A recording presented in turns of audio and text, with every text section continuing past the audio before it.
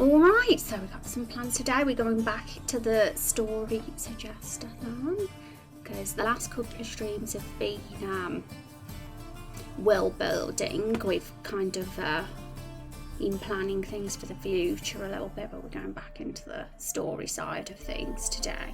So I'm excited because we've got a few things to chat about, and these story streams are probably going to go on for like till the end of the year, I reckon, because there's so much to figure out, so many bits and pieces to put together and plan. And I think the streams, doing story stuff on streams, goes very well. I think they're the best kind of streams for me personally. I find them super fun, us getting together and bouncing ideas off each other. So I'm very happy to have lots of these kind of streams for the next however long it takes to get them done. There might be a few other types of streams in between, if I need like a bit of time to let the ideas sink in, if I ever get a bit of writer's block, then I might do a bit of game dev in between. But quite a lot of the streams this year will be about this, I'd say. And there you are. I wonder what... Oh, I already read that bit. And hi Zero, how are you doing? Thank you so much for that follow. Welcome to the stream. And I'm doing well, thanks Rose. Getting stuck into learning C#. I knew some anyway, but turns out what I knew was not the best way of doing things, but it worked. Oh. Well, you know, that's how it goes, isn't it? That's how the process goes. I'm probably the same. You know, and I don't even think there's a wrong way of doing things. Sometimes there's an easier way of doing things, but you do you, Asriel. I'm sure it'll be brilliant. I believe in you. I believe in you. Alright, so yeah, as I was saying, we'll be having lots of these streams because my goodness, there's lots to do. And in between off stream, I'll be probably working on game dev off stream because I've got to be working on getting that playable build done. The first playable build, first official demo of episode 1. I'm hoping this winter. I did say the end of this year, but it might, if necessary, be pushed to the start of next year because I will be moving in the winter. I'm moving house this winter.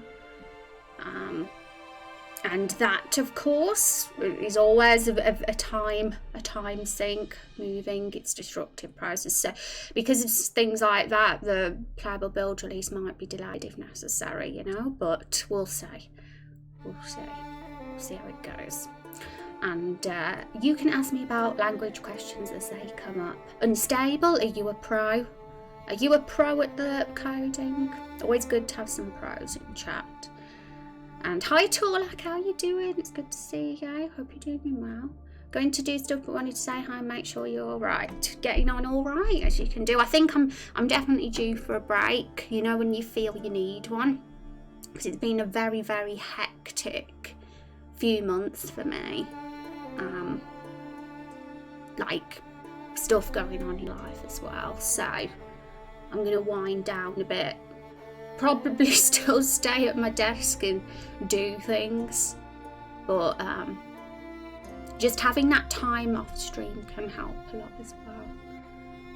And hey, stop popping into drop alert while I work. Thank you, Scaly Star. How are you doing? So good to see you, and thank you for the luck. I hope work's going well for you today. I tend to talk through the problem with I've never heard of that. Kyoto, can't pronounce things. I was about to say SIO.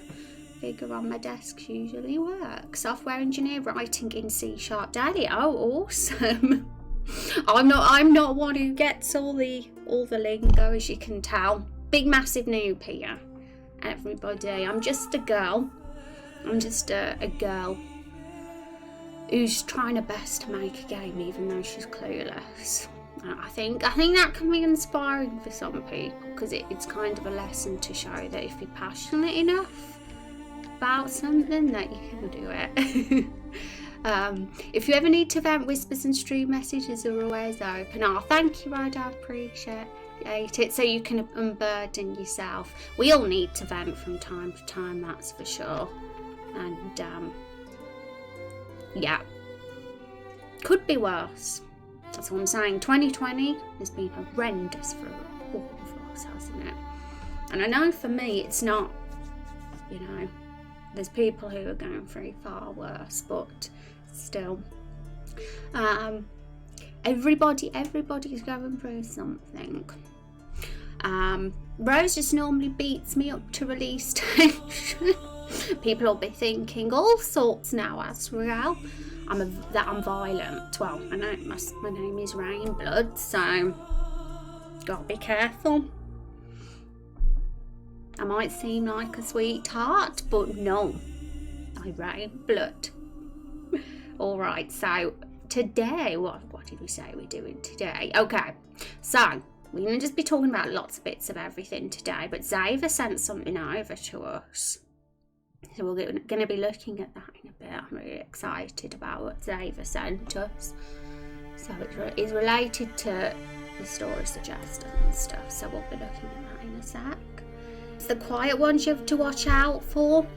I'm glad you think I'm quiet actually, Azrael, because I always get like people say I need to be quiet a bit more, and I like because I get a bit loud and excited. A lot of my family say I do, but I'm like I'm actually not that loud, surely.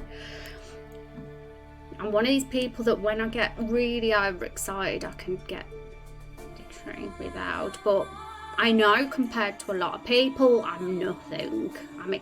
I'm like a mouse compared to some people. Honestly I am though, like I'm very introverted.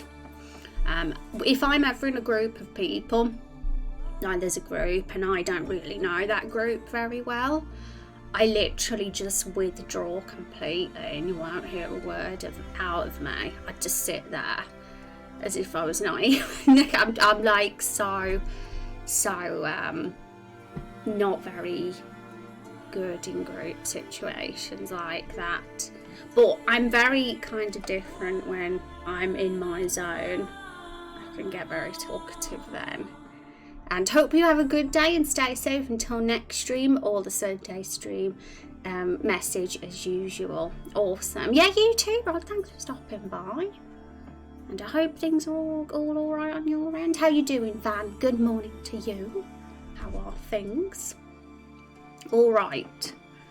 Right, so last stream, just as a reminder to everybody, I'm going to get Photoshop up actually.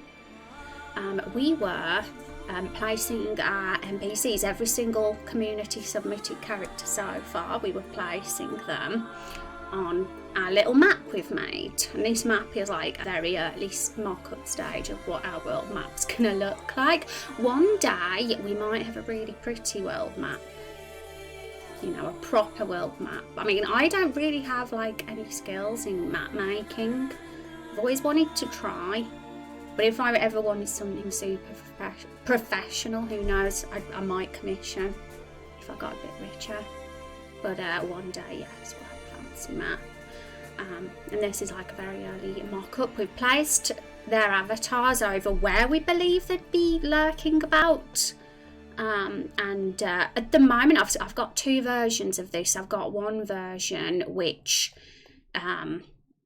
is more choices, where a few of the characters are on multiple zones because we're not sure about some. There's a few places that could be hanging out. And then I've got this version here which is a bit more simple and each character is only in one zone.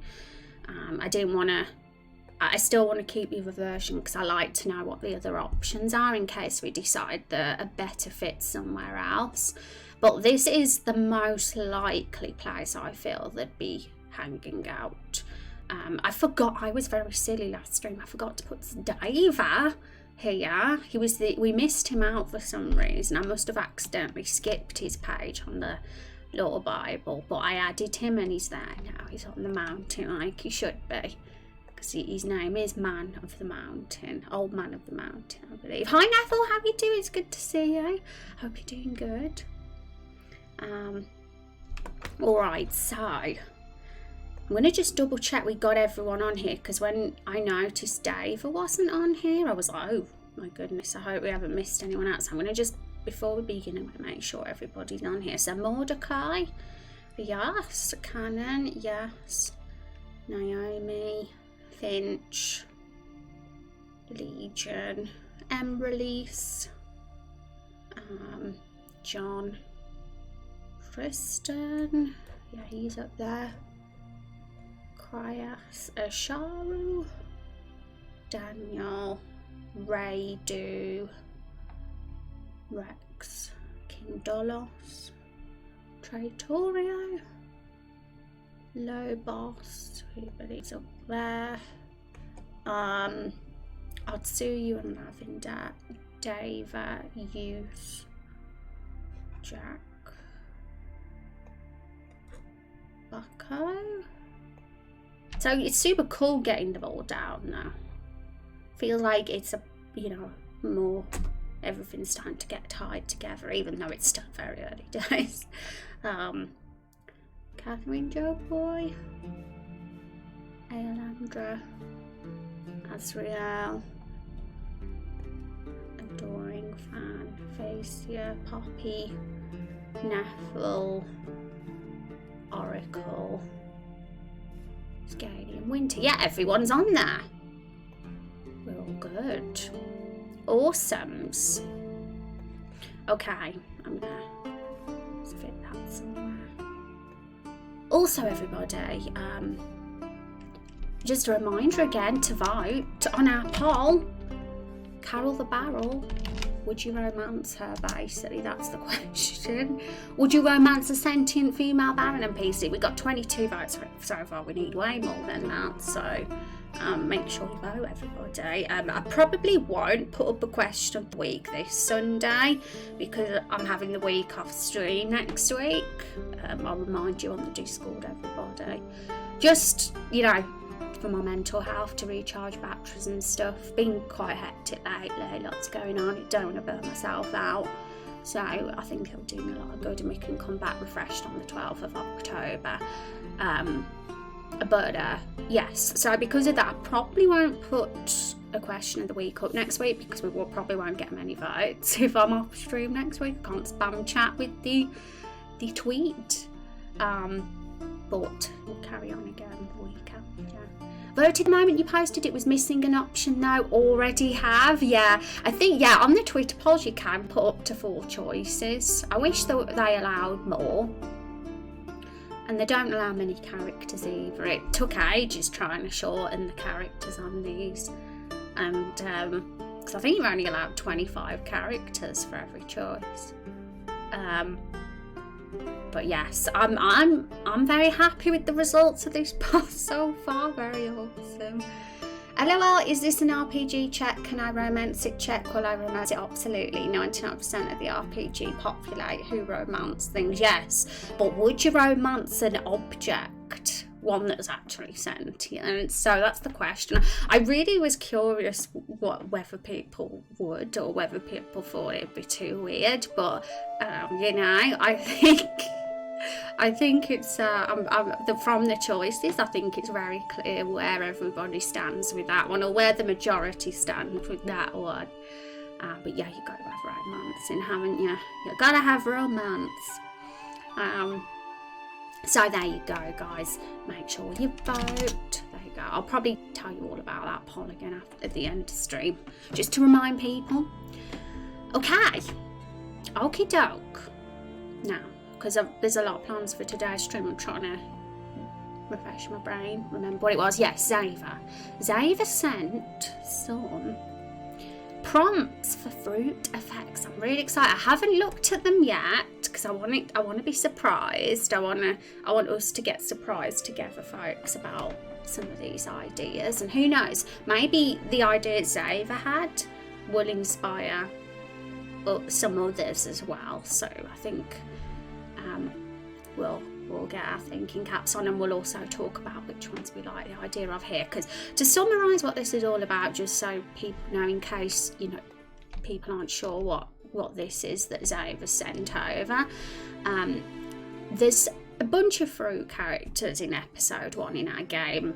Episode 1 is set in the Everbloom Forest, which is a very sort of enchanted place. Things have started coming to life because of a spell, and that happens to be a bunch of fruits as well, a bunch of sentient fruits. They are antagonists in episode 1, these fruits are, and they're a boss fight as well. And we were thinking of how we can get them more involved in the plot rather than just be a boss fight filler, to make them more of a key part of everything going on, and tie them in with some of the NPCs as well. And Zexion, yes, it was Zexion, had an idea further up here. If I zoom in. Just as a quick summary, the fruits desperately want Rose, the vampire, my character, because she has a special blood, and they want this blood because it's a special ingredient for them to do something bad, which I'm not going to talk about. If you want to look at the Lore Bible, you can find out more about that on the story section, part 2 of the story section. It'll go into real depth about the fruits and that scene on there. But just to summarise it, they want Rosie's blood, and because Rosie's blood is very precious to them, it'll allow them to do something very, very bad. Rose, of course, they don't have access to right now. Fiona actually has Rose. She has her captured. So they're sort of blackmailing Fiona, I guess. They want to make a trade with Fiona for Rose. And have been doing this perhaps before, as the hero have met Fiona and the fruits. There's been stuff going on that we don't know about that'll sort of come to light when we talk to Fiona again when we get back to Eiffel. But even though these fruits are a boss, at the end you can choose to keep them alive and spare them if you wish. There's either a choice of kill them for good or spare them. So obviously if you spare them, there's a chance they can reappear, and all this stuff could tie in with that, but it could also just tie in with, it could have all happened before the boss fight as well, which means so basically the fruits, according to what Zexion said, which I think could work very well, they want to make a deal with Fiona. They want to provide Fiona with a bunch of fruit produce, and that'll be very valuable to Fiona because it's good food, healthy food, fruits. These fruits probably wouldn't be sentient now. They'd probably be fruits that didn't come to life, because the fruits really wouldn't trade living fruits with the humans because they're very protective of their kin, so they don't like trade fruits that were like not like that. So any fruits that are non-sentient, they'll trade. Maybe this trade does happen. Maybe they sort of meet halfway, and the fruits give Fiona some fruits, but they're not willing to give Fiona all the fruits until they get our hands on Rose, because we're going to have to figure out a way to make sure that we have these fruits if we're going to have all these cool side effects in the story. I think it's a potential way for us to get very wacky and weird and create some tension and intrigue and all sorts of possible story elements. So we're going to look at Zava's list of story prompts today for those side effects, and we're going to decide which ones we like the most. And you guys in chat, if there's any that make you think that's really cool, that's a really fun side effect, then say so in chat, and I'll probably put a star next to it, an asterisk, and all the ones that are the most popular we'll put forward to a poll or something, and the ones that are the most loved will be the ones that will be the side effects. We might approach it that way, perhaps. Reading it over now, yay! Hi Eulogy Master, how are you doing today? It's good to see you. Hope you're having a good day. Goes to add more side effects because it's not a complete list of ideas. Well, exactly, Zava Van or anyone here in chat.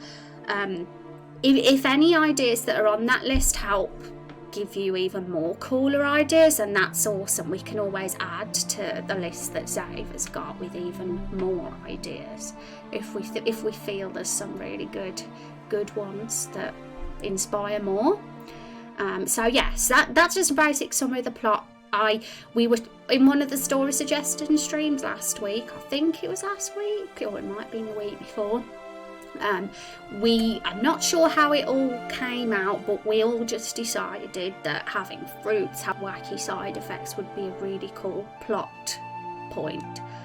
And the human villagers of Lakefall wouldn't even know that the fruits had these side effects. They'd be ignorant of it. They'd just think, oh, nice fruits that we can eat. Oh, yay, fruits. And perhaps like they're bringing these fruits back to the village. Think Fiona and her brother thinking they've done something good, and really that those evil fruits have injected those fruits with bad things or magic or experimented in some way to create these wacky side effects, which the fruits are absolutely laughing manically at the fact they've done this, probably because they are evil, you know, apart from Apple, who's a little bit more noble and honourable.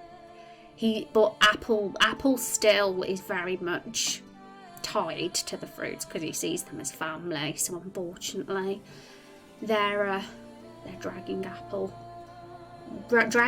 down with them. So really, the fruits are just bad guys, up to no good, and they're probably going to cause a right ruckus with the humans potentially. So here we go. I think I've mentioned all the main points that we need to. So here's our list. So first of all, I'm going to put down just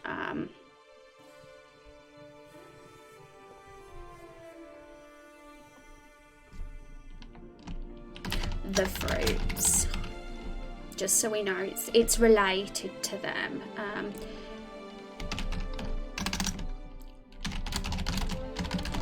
At some point, the fruits may have done a trade with Fiona, and this like little story part can be changed or flashed out, or if we feel it needs to be, but this is just a basic idea so far.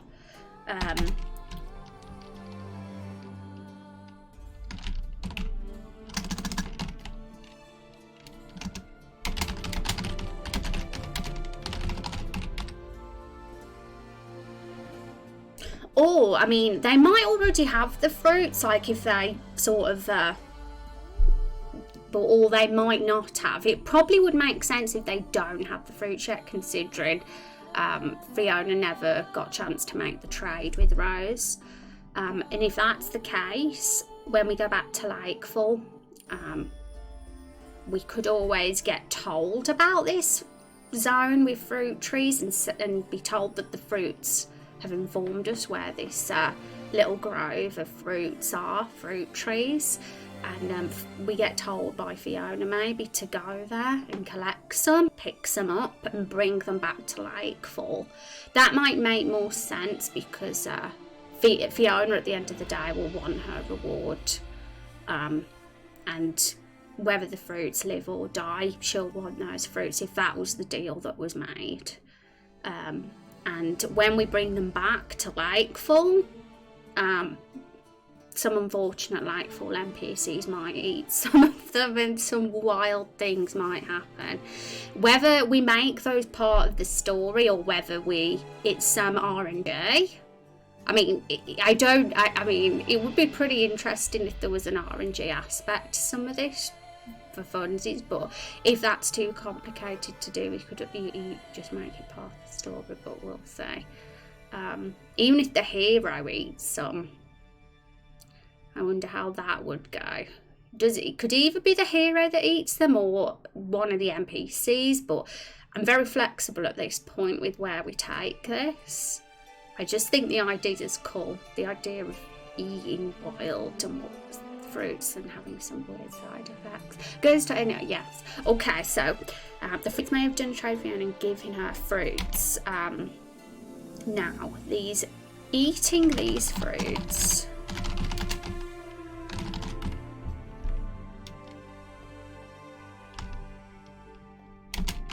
will cause dangerous. I'll say potentially dangerous. Well, not necessarily dangerous, some wacky side effects. There we go. Can't spell. Yeah, and as we said, maybe the fruits themselves don't even know what these fruits do. They could have just experimented and don't even know. Who knows? The fruits themselves, we're not sure what they are yet, but whatever we make for the wild trees, because at some point we'll make some tree assets with fruits on them, and we'll create a map with these fruit trees, and whether the hero goes there and collects them himself and brings them back to Lakeful, then we'll see.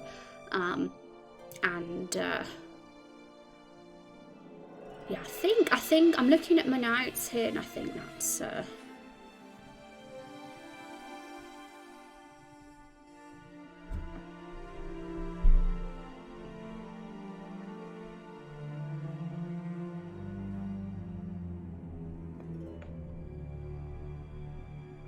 Is this the Witcher soundtrack? Oh, Dragon Age. This is Witcher soundtrack, but big. I was thinking of adding some Dragon Age actually to the playlist, so you were close.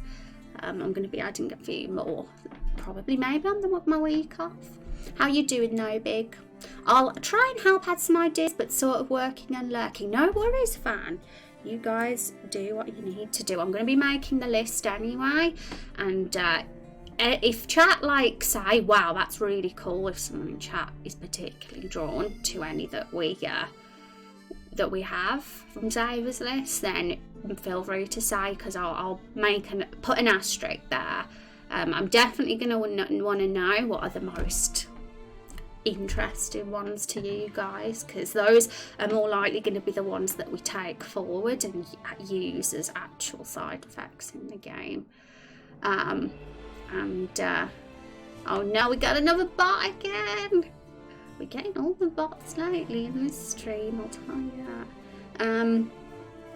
Possession could be a very interesting side effect. Interesting. Have you looked at it, Unstable? Anyone who's in the Discord could look at these right now and before I look at them. I think some of you might have, but they're in the general ideas discussion on a Google Doc that Xaver sent over. So if anyone does want to have a peek, feel free to look.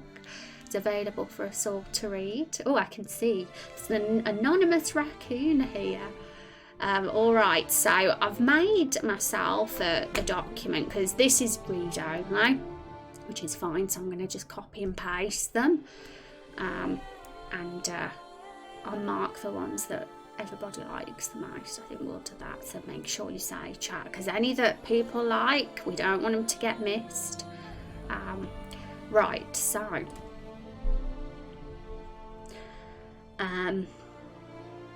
here we go. Here's the list, and there's there's quite a lot.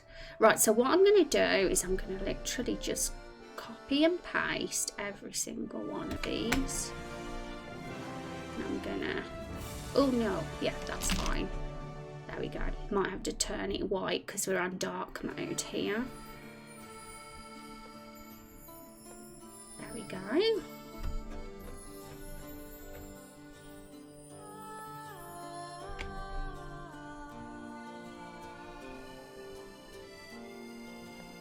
I'll put numbers there instead, and I'll zoom in a bit so we can all see better.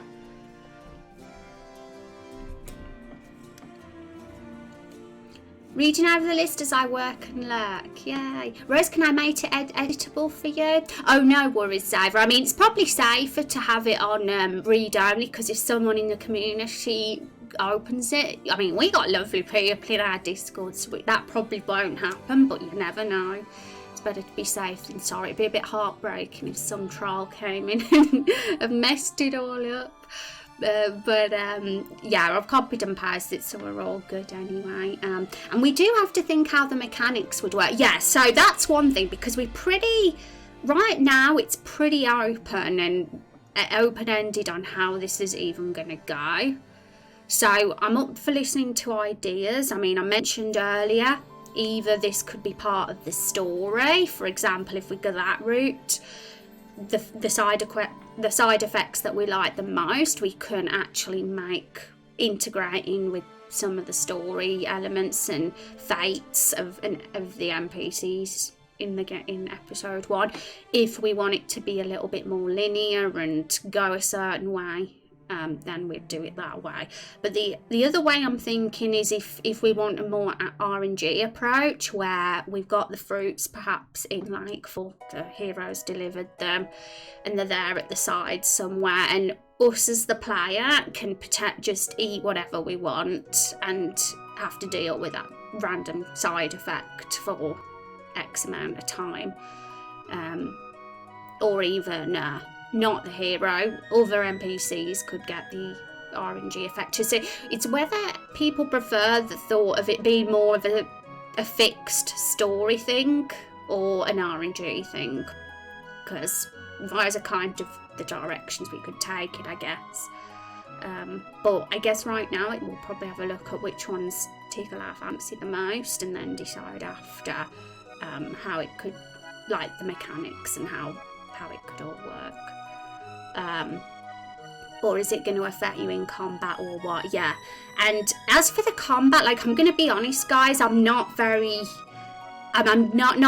good with doing anything too advanced in combat, like extremely advanced. So if we have something like really out there on this list, and it's like, well, it could take me months to just program one thing, one side effect, so it could be a bit ambitious because I don't know how ambitious some of these are, you say.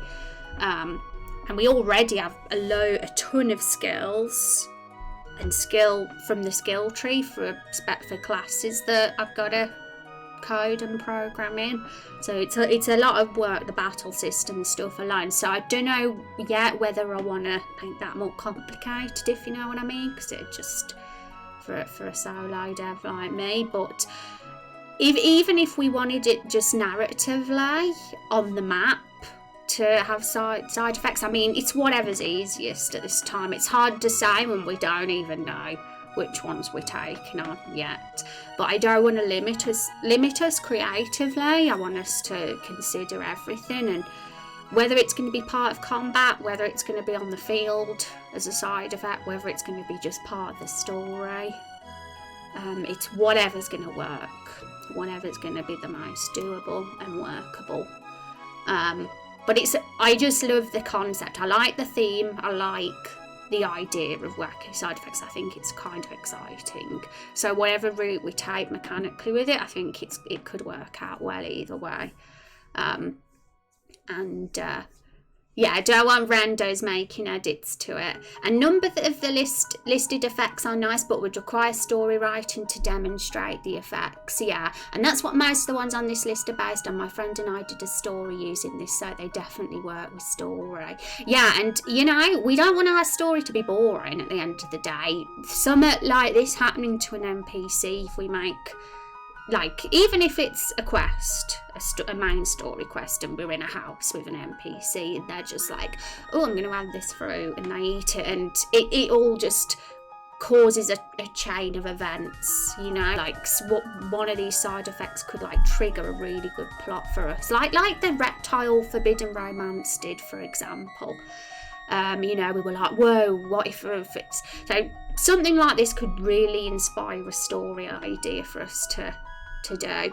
And for me, like personally, it's easier for me to probably make it part of the story rather than part of combat, because doing those sort of things take a lot of time and it can be very complex. But I'm still open at this point in time, because we'll see what we've got and what's workable. Hi Jack, how you doing? Thank you so much for the raid. How you doing, Jack Knight Terror? How was your stream? These are my friends. Hi Oracle, thank you for bringing your friends over. How are you guys doing? Hello Rose, let's give Jack a shout out. Tell us about your stream and how that was how that was going and what you were up to. Yay, just chatting, I say. But thank you, Oracle. I appreciate you recommending our little geeky community to your friend. We're making an RPG together in this stream. And we're doing like a story suggestathon bunch of streams at the moment where we all just get super creative and just share all the ideas together. And you never know where it could take us. Yay. How you doing, Pew Pew? How you doing? And I would imagine RPG makers should have an easy way to implement such a variable structure. Yes. I mean, that's why I kind of want to be open-ended about this right now, because I mean, I haven't even looked at this list yet, and so I could look at some and think, well, that's perfect to happen in the story, and then in others I could think, well, actually that could be an interesting like potential side effect. Like, we don't know where it would go yet, so I'm going into this blind. We'll see what works. And I got so used to you not being here Wednesdays anymore that I forgot. How is everyone today? Oh, I haven't been here on Wednesdays. Yeah, I did have last Wednesday off, didn't I think? Yeah, Mondays, Wednesdays and Fridays, folks. Like, that's how it is. I mean, I'm having next week off for a rest, but that's just like now and again that happens. And then I'll be back. My normal schedule is always Monday, Wednesday and Friday, unless for some reason I'm cancelling or having a holiday, which I'll always let you know in the Discord, folks. We skip because of stuff, yeah. Just remember, I mean, that Monday, Wednesday, Friday is the norm, unless something happens where I have to cancel. But no worries. Only kind of saw Trump. Glad you're here now with us. It's always lovely to see you. He was tinkering. I have an unhealthy obsession with nature and stream. Tinkered about it. Well, that's cool. It's good to meet you, Jack. And is there a list of preferred themes to include in the game and a list to exclude from the game? Oh, that's a smart question, and Stable. Because you were here during our world map stream, so as you can see, I'm planning to have a load of different environments and settings in the game, but this is a very long-term project. Like, we're talking a decade plus here, because it's an epic RPG. It's not going to be, you're not going to create a big world like that in a couple of years, and that's the reason we have it episodic, so that it's not too much at once and we can get one episode out in a couple of years. And so each episode is going to really just focus on certain themes, and what episode 1 focuses on will probably be very different from what other episodes will focus on. Like, later on, we'll go to a desert area, or a swamp area, or a snow area, and there's going to be so many because of the environment and the zone, it'll evoke different kind of themes. So, because this is Everbloom Forest in episode 1, which is like a very enchanted, little humble place, quite tribal and old, and there's a war going on between two races. It's that we're definitely sticking to certain themes here. It wouldn't really make sense to bring in something that was to do with demons or something, for example. Just thinking of anything random when we're in an area that really doesn't give you those kind of feels or vibes. So obviously I want to keep consistent with our story elements, because we'll be just going absolutely wild and chaotic otherwise. So we're kind of sticking with anything that very, very much works in this setting of this particular place. So are these effects just for the NPCs? Well, we don't know yet. Whether it's for the NPCs, or whether it's for the playable characters, whether it's for the hero and the playable characters, or whether it's for just fixed NPCs because of the story, we don't know yet. I don't like to be like, oh, it's going to be like this, because you can't be like that when you're writing a game story. You have to kind of be flexible and like think about what's going to work and then narrow it down. Because I haven't even read these yet, so I don't even know. And I think in the past 2 weeks, both Wednesday was skipped because of stuff. You're only the kind of sort around here, yeah.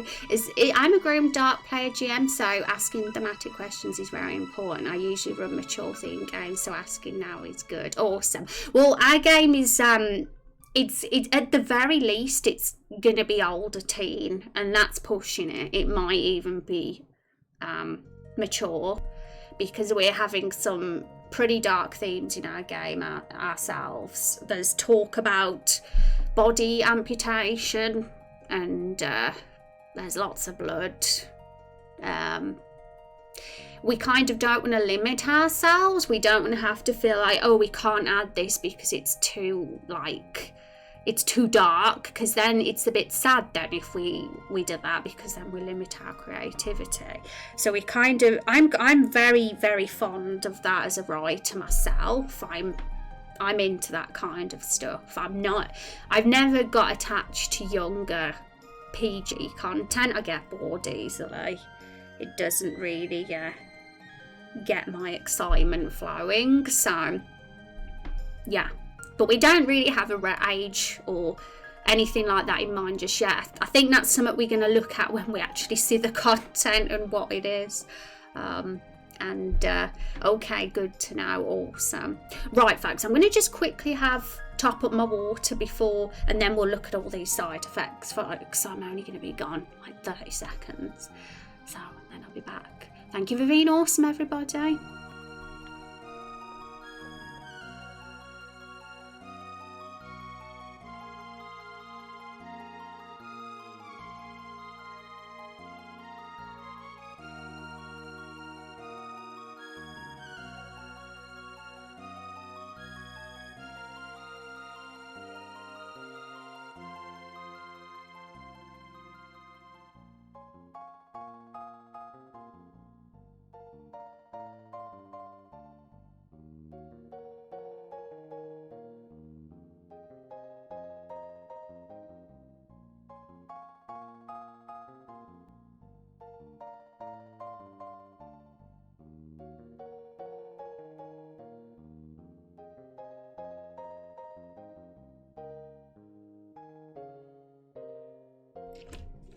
I am back. Alright. Yeah, the game's kind of cute and evokes a lot of cute stuff. Like there's a lot of, cute characters, but no. Not for children. That's for sure. Alright, so here we go. Here's our list. And then give that a follow, Jack. I wasn't sure if I thanked you for that. I appreciate that. I might have thanked you. Okay, so we got a big list here, guys. I'm going to read through every single one right now on stream. And chat, if any excite you and inspire you, feel free to say. Any in particular get you thinking all sorts of ideas. Okay, so you suddenly feel very passionate about the next thing you lay your eyes on. Doesn't have to be love related. It could be fervent feelings about something. So this is interesting. That would create all sorts of problems and potential comedy. Now this to me is very story sort of side effect from how I feel like I imagine if an NPC had it, we'd have to make it part of the story arc for it to work. Because think wouldn't be really workable as a combat thing. What are you guys feeling about that? But it's an interesting one. I'm always one. I think we've got a wacky humour in Raindrop Chronicles, so I think something like that could fit. But I'm thinking about what could happen, because we haven't got many NPCs so far in Nightfall. We've still got to create them. This is going to be good for us because it could inspire things. It could inspire story plots, I reckon. So that's an interesting one. But what do you guys think about that one? I'm intrigued to know. You feel goofy in a very childish sense. That would be funny if somebody who was the opposite of goofy had that side effect, because then it would, like, you know, their character would be acting out of character, so potential comic relief. I think some of these are very comic relief, some of them could be nightmare fuel though. Who knows? My ideas for the fruit side effects were very nightmare fuel. Things like brains exploding and all of that. I think story would be more suitable for these. Yeah, I think looking at it, because I've gone in blind here, but looking at the ones we've read so far, it's all very story sort of. I mean, Xavier did mention it was part of an RP thing, so that's to be expected, I guess. I like nightmare fuel, yes. All right, but to be honest, I think I'd be more comfortable myself with making all these fruit side effects part of the story rather than part of combat, because, like I say, our combat system is quite complex enough in terms of skills. With every single playable character is going to have their own unique skill tree, so that's enough really of stuff to at least for this early stage. We don't want to put too much on my shoulders too soon. But what we do need is an awesome, exciting story elements, because we're very bare at the moment in terms of story. I mean, we've got an idea for a forbidden romance between a human and reptile, which is amazing. We had some really cool things come off that, such as what happens when reptiles get pregnant. Eggs, but reptiles are born from eggs. Then we had the idea of somebody harming one of the reptile and killing them as the tragic ending, and that human being punished.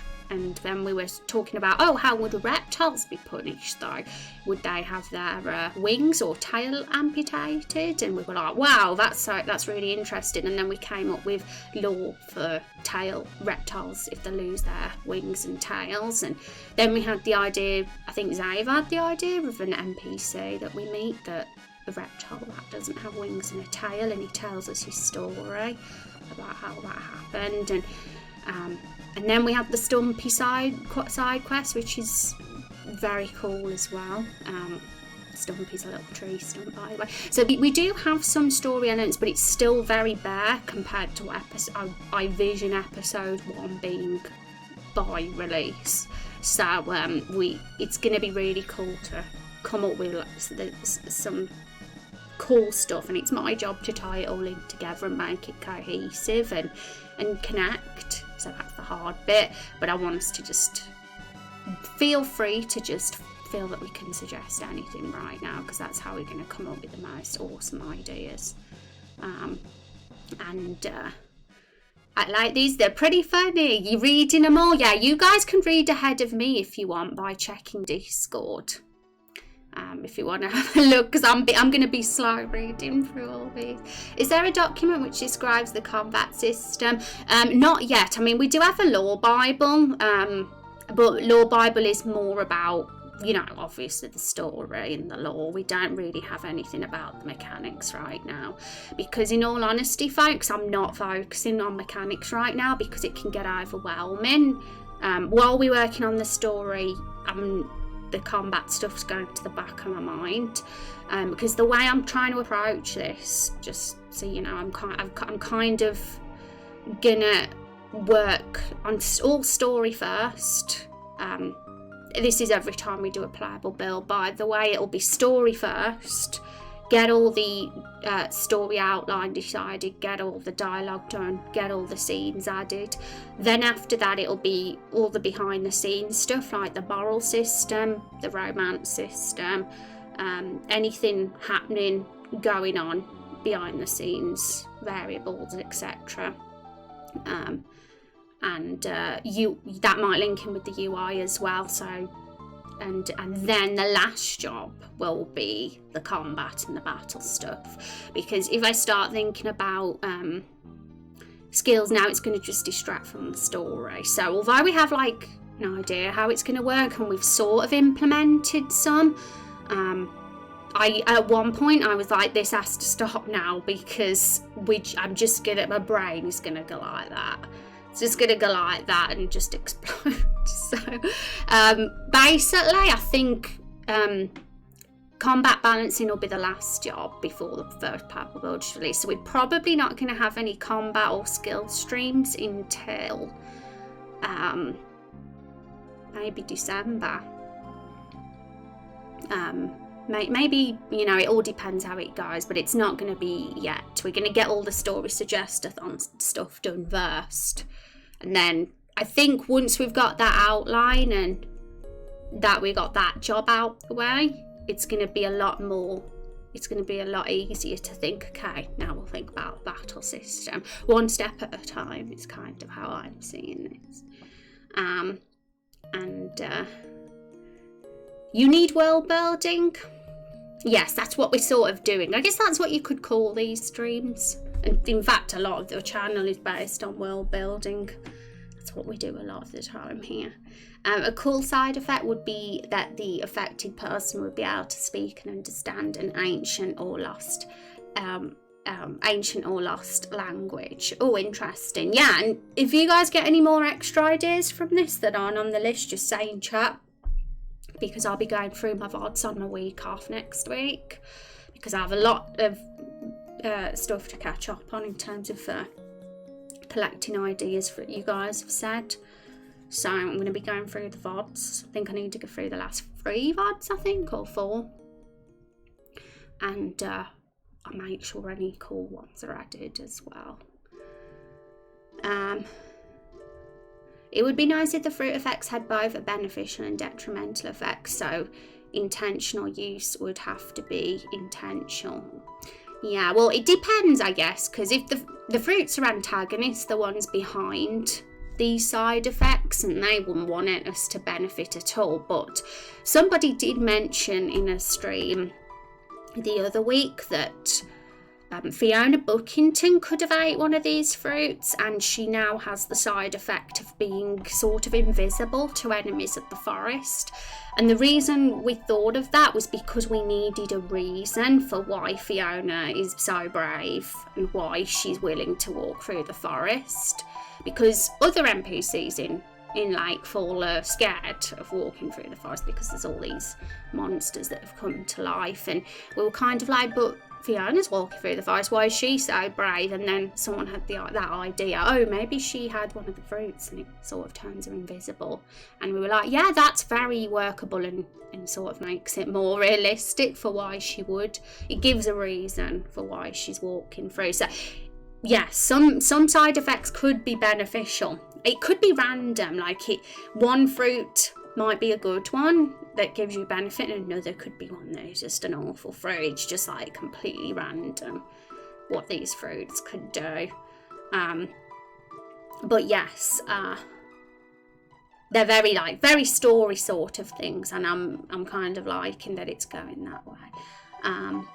And Yum starts small, yeah, you gotta, because honestly you're gonna go crazy, get crazy overwhelmed.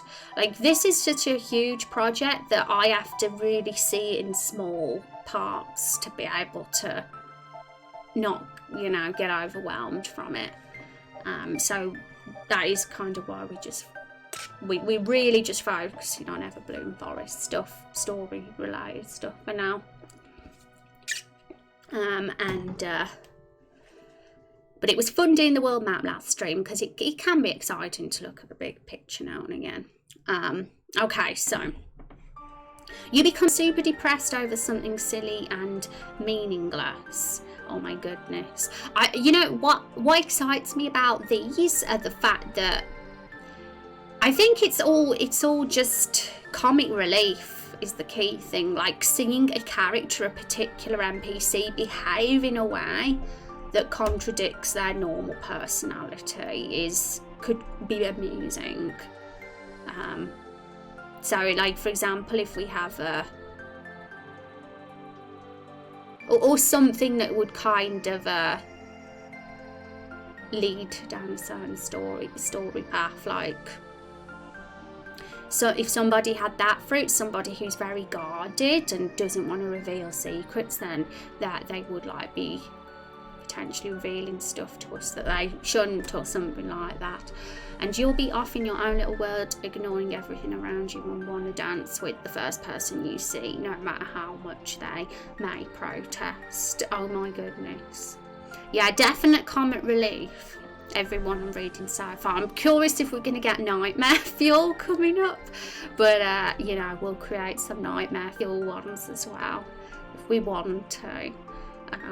You will start speaking in rhyme or other poetic devices. The first bite makes you feel really lost and bewildered. You feel more joyful than ever before. The joyful feeling is not so much excited happiness, it's more peaceful and relaxed, just super perfectly blissful. Oh, that's nice if there's a really sad NPC. You become super OCD about posture and poses, especially with yourself, how you sit, walk and stand. However, it will also compel you to go around the room and correct other people's posture, because you simply can't stand bad posture no matter what. Yeah, oh my god, if all these fruits were like right there in a row and people just were eating them, like fall had just become a super chaotic. Like everybody would be acting so goofy and it would be hilarious. The question is how long would these fruit side effects be? That's something that's coming to my mind right now as well. Like how long would these last for, and would they remember the way they behaved once the effect wore off? That's something I'm wondering. The story was more comedy in nature now you mention it. Oh, I can definitely tell from reading this, and I'm all for that, because although I'm definitely one for the dark stuff and the tragic stuff, which you probably gathered because of the Stumpy quest and the reptile romance quest endings we were writing, I very much think that stories need to make the person reading that story or playing that story have lots of different emotions, not just sad emotions, because then it doesn't make the sad moments powerful. If there's too many sad moments, you want to have laughter and tension and you know, entertaining moments in between as well, because then when the sad moments do happen, it's more of a surprise and more interesting. My favourite stories are the ones that make me feel a range of emotions all through, all the things. So I'm I'd be all for having lots of funny entertaining moments in this. It's not all just about the sads, that's for sure. And I think the length of time these last could be anything really. The way we did it in the story was until another effect took place by drinking a potion. Ooh, yes, that's interesting. I guess we can just be flexible. It's whatever works best for the story. But it's something to consider, that's for sure. Okay, you'll become a copycat. You copy everything other people say or do. Oh my goodness. That'd be funny. I'm just imagining someone like Nigel, because Nigel Buckington, he's an NPC that we have made. He's like a cowardly guy. He's very polite, very nervous. So imagine if he had a fruit and it turned him into a really like violent person or something. He'd be like, what the hell, Nigel? And you become very self-conscious and try to talk away your discomfort, speaking way too much too quickly. The Ella Enchanted effect from the movie, basically you immediately obey anything you are told, no matter what, but you get to choose the way you interpret the directions and work out the discrepancies. You become very sarcastic and funny in an unpleasant way, making fun of everything and everyone, having fun at others' expenses. You will become super confident and just totally convinced that you are the best. Oh my goodness. Yeah, if there was a really cowardly, shy character, that would contrast with their personality. You become fascinated by muscles and flexibility and other physical attributes, ability, and insist for people to show off their best physical traits, including making them do insanely hard stunts or twisting into weird yoga shapes. My goodness, it would be interesting that one would be crazy to do the sprites for. Your mind switches with the person you see, and you seriously think you are that new person. Wow, that's wild. You frantically think you need to save people around you from drowning, whether they are or not. Basically, everyone gets washed up on some random beach and you'll be crazy lifeguard trying to save them all, and you'll think the people you save will allow you life deaths. Well, that could work in Everbloom Forest, even though it's not a beach. There is a lake. So really only one happened at a time, but we had a character who drowned multiple at once, and he had all these conflict emotions happen in the span of a few seconds. I'm curious how it all went down. Was it really fun? And I want to know your favourite out of these favourites as well. I'm curious. You become terribly thirsty, but think that all the drinks will only make your thirst worse. You become obsessed with hair, noticing strange hair colours, wanting to touch and style and play with everyone's hair. You become OCD about every little imperfection you see in anything and anyone. You start speaking in a super fancy Shakespearean English, or as close as possible, including insults, or like Thor from the Avengers if that's easier. You'll also act super fancy too in your mannerisms. Let's do the opposite. You'll have the absolute worst grammar and speaking manners ever, and you'll mix up words too. Basically, you speak English in the worst way possible. Yeah, that'd be bad for Nigel, for sure, because he's like very posh and well-mannered. We even had the character save people from tiny puddles for that one. The story was super fun to write. Yeah, these are all like real comic relief potential, and I always encourage that with Raindrop Chronicles. I mean, we have a living barrel. That says it all. Well, living barrels, plural now. You will think every girl or boy, if you're a female, you lays eyes on is someone you love, and you will think the real person you love is the previous person you saw. But the catch is, you will only be aware of. Imagine if Carol had one of these fruits, and it really made her act very bizarre. Can Carol even eat? Now I'm wondering, how does Carol the barrel eat? I mean, she has a mouth. But like, there's no digestive system there or anything. I think someone asked that question in chat once, actually. How does Carol eat? Very, very worth considering how sentient objects would do that.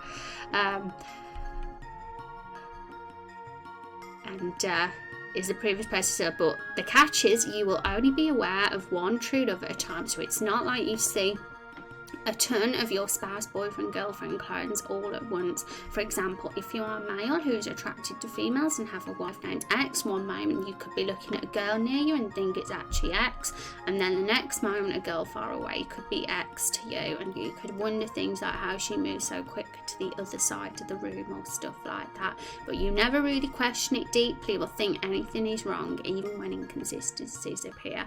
I like the love and romance ones because it could create some real drama if there's a husband and wife, or in the in the town, and one of them eats one of the fruits. That could potentially create some real drama. Does she eat wood? Yeah, that would probably be cannibalism to Carol. My goodness.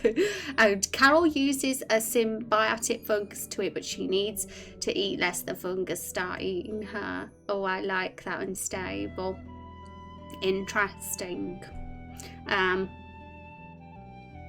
You will be very easy. I mean, the easiest way to handle it, just Carol doesn't need to eat because she doesn't even have a need for food. But maybe the only reason she would eat was for the taste and the pleasure of the taste, because she still has a mouth and taste buds. But where would it go? I suppose it could go through the barrel at the back and end up in the inventory. How would she poop? Well, she couldn't. Barrels can't poop. Fruit could make person glow in the dark, but only when they are asleep. My goodness. That is an attraction to for predators. And you will become very easily insulted or hurt, which might make you withdrawn. Oh, have I missed that one? You will feel very lightheaded, dizzy, weak, and want to support and help anyone from any strong masculine figure you see. Basically, you'll be the most painfully stereotypical damsel in distress. Yeah, a macho guy would have to eat that one, that's for sure. You will become very vengeful and bloodthirsty, but in a quiet, slow, thought-out way. You wouldn't act on it much, but your thoughts might take an interesting turn. You will want to spill your whole life story out as if you were a narrator who took too many doses of truth serum reading a detailed dramatic novel about your own life. And you'll want to tell it to the people who are at least willing to listen, no matter how much it annoys them or how much they tell you to stop. You'll even try to restrain them and make them listen to the story, and you'll tell it in the most dramatic, embellished way possible, whether that be through word choice, emphasis, actions, etc.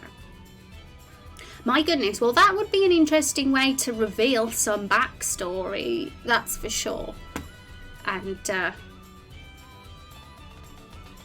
you'll want to be super helpful to anyone you need, giving unsolicited advice randomly and just being everyone's saviour and hero without even asking. You will lose your sight, be completely blind. Oh my god, that's so sad. That is a bit, we're going towards the nightmare fuel one now. Interesting. You know, something just triggered in my mind. Like, we know at the end of episode 1, you'll have the choice as the player whether you're going to stand by the reptiles or the humans, and you can either go along with the reptiles, march down to Lakefall and help them take back Lakefall from the humans, or you can go back to Lakefall and warn the humans that the reptiles are coming. So if you was like on the human side, what if they used the fruits as a weapon? Then they were like, make the reptiles eat these fruits, and they kind of worked out which ones with the negative fruits. With some research, they figured out what eat the fruits do, and they did that to one of the reptiles. How cruel! How cruel! But it's an interesting weapon, that's for sure. Very non-traditional way of killing a bunch of enemies, or destroying a bunch of enemies. Do I get to give ideas on corrupted uses for these effects? Yeah, sure, and stable. Whether it's funny, tragic, nightmare fuel, wacky, wild, crazy, everything.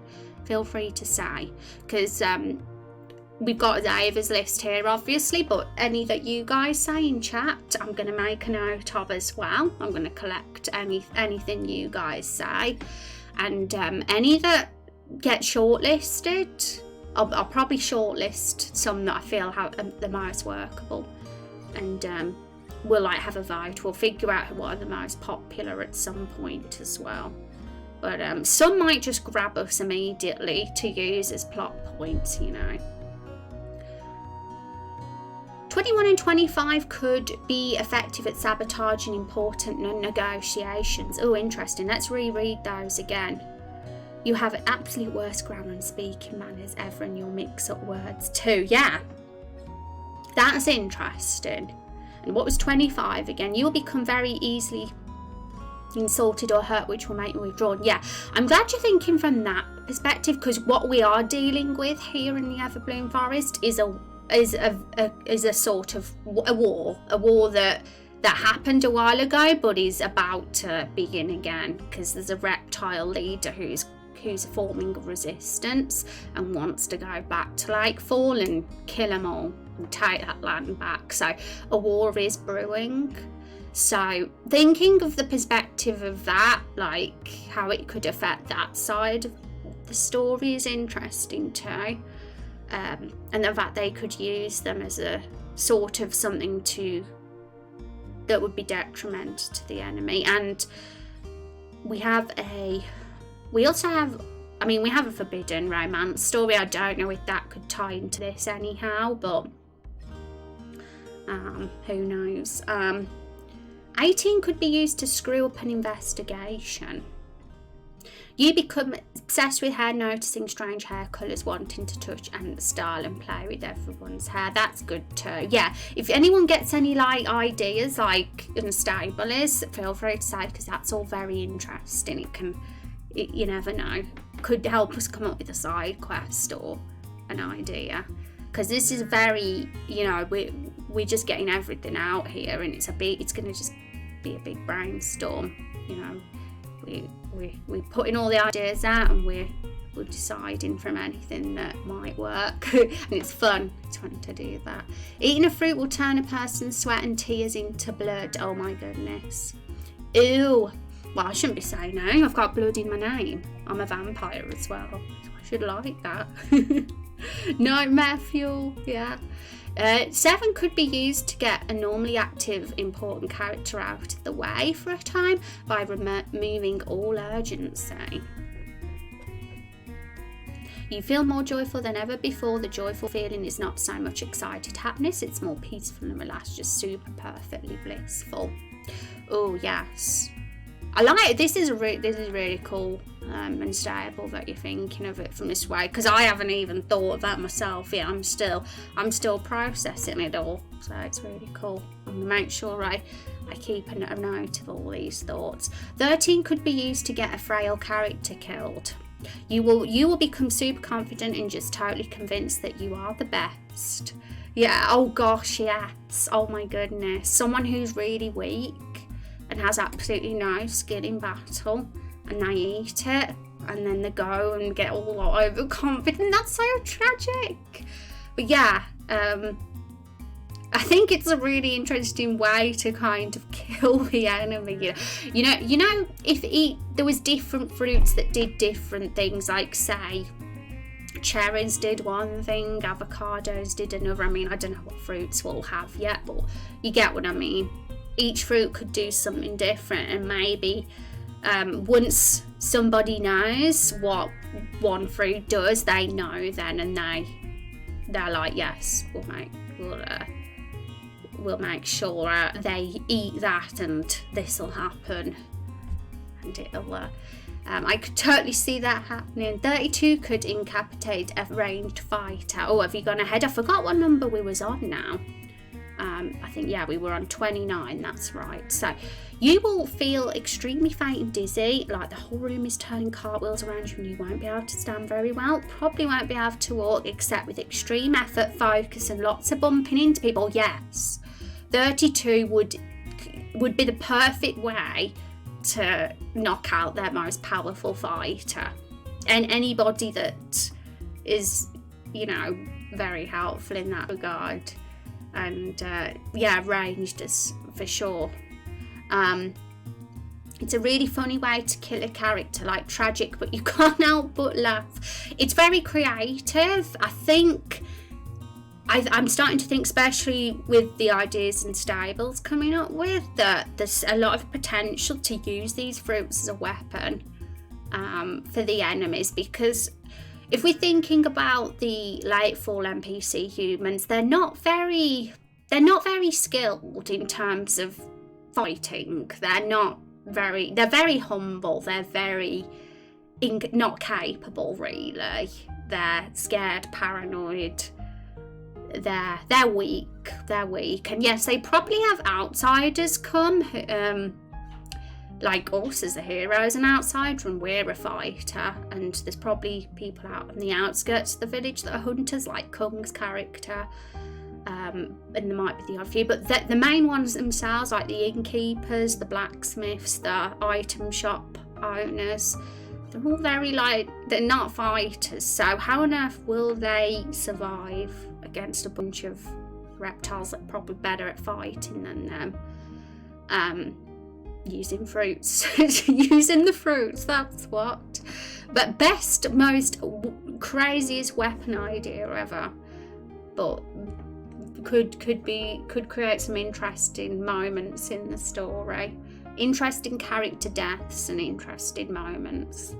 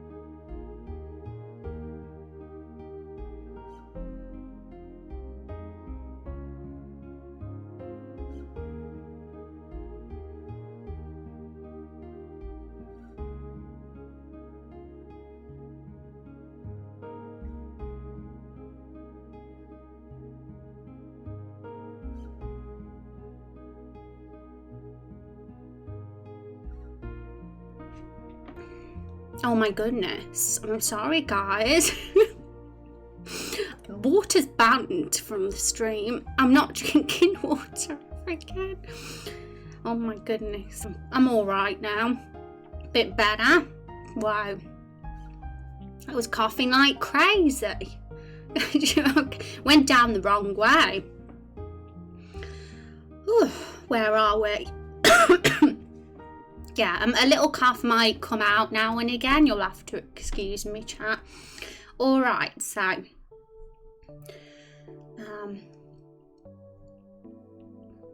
I'm more interested. Oh my god, I can't even read chat properly right now. My throat's got really weird. Give me a minute, guys.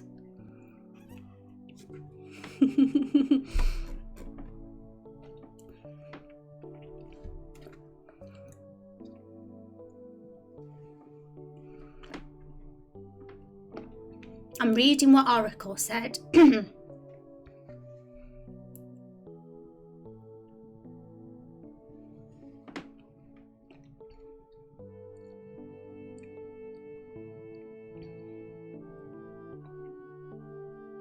Interesting. A statue, a character turning into stone, and that wouldn't be too hard to visually do to a sprite. I'd just make it grayscale, you know, give it a bit of stony look to it. So, you know, I think it's good to think of how ambitious some of these are going to be to pull off. And that one wouldn't be too difficult, but it's a super creative one. Could assist someone in battle. Obviously, if you're a statue, you won't die, so that would be a benefit if there weren't anyone that had that one. 33 could be used to prevent a healer type character from healing attempts if they need to touch to heal.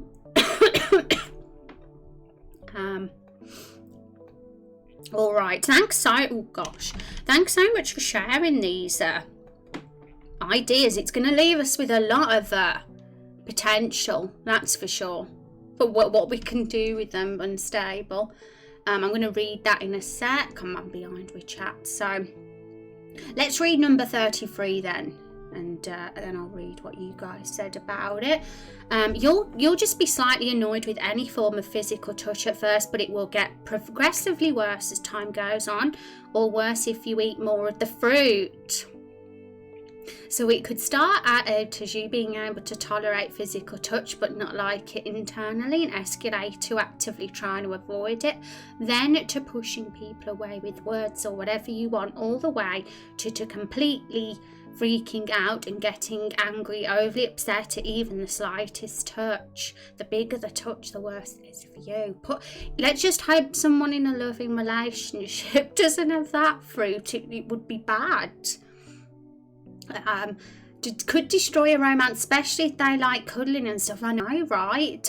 That's so true. And they could use oh my gosh, let me scroll back to chat. Could be used to prevent a heel attack character from and healing attempts if they need to use touch to heal. That's a good way to see it, if we go in from a combat perspective in regards to the final fight, because I'm pretty certain there's going to be a big battle at the end of episode 1 between the reptiles and humans, because one of them's going to be populating Nightfall at the end, one or the other. You get the choice as the hero for who you're going to stand by in this war.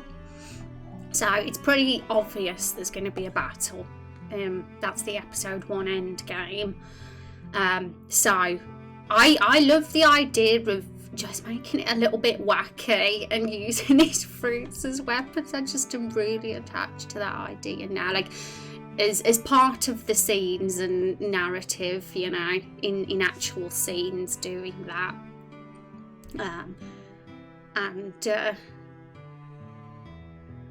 23 could result in destroyed relationships as well as result in unplanned children. What was that one again? Oh yeah, that's for sure. There's definitely, a lot of them are definitely things that could destroy relationships, that's for sure. Better at finding gaps in structures than building them, I fear. Well, that's a very fine skill, very fitting in those gaps, and that's just as important as building it. Actually pretty hard to come up with these when we're in the middle of writing the story. I'm glad I had this list now. It helps generate more ideas. Yeah, thank you so much for sharing it, Xavier, because it can be at first it can seem so open-ended that you don't know where to go, but even just in the last 20 minutes, you guys have been coming up with things and how it could potentially work from this perspective of a war and a group of fighters and how it would affect them. Interesting. 16 is in full effect right now, guys. You frantically think you need to save the people around you from drowning. Yeah, that's a funny one.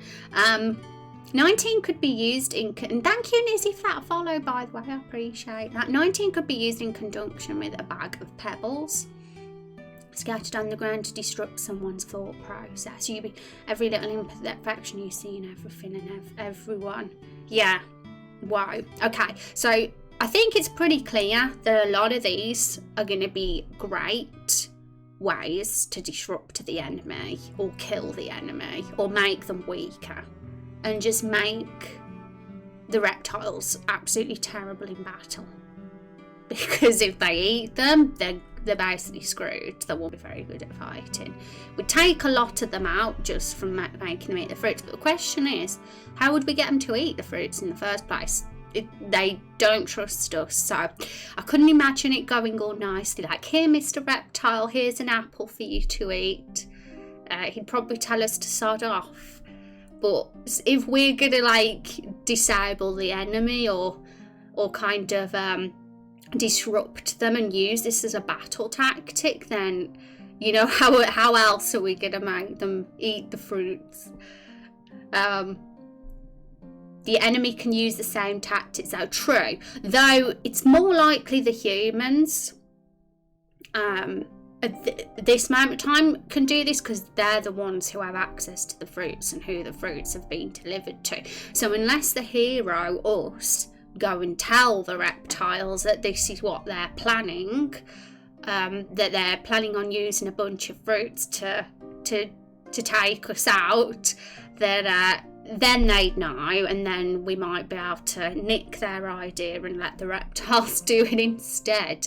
I think as the hero we have a lot of control here, and we could use the fruits for helping either the humans or the reptiles, depending on who we choose to stand by. So it could work both ways, that's for sure, and that keeps things exciting, because we can use both. We can use that plot with both of them and not just the humans.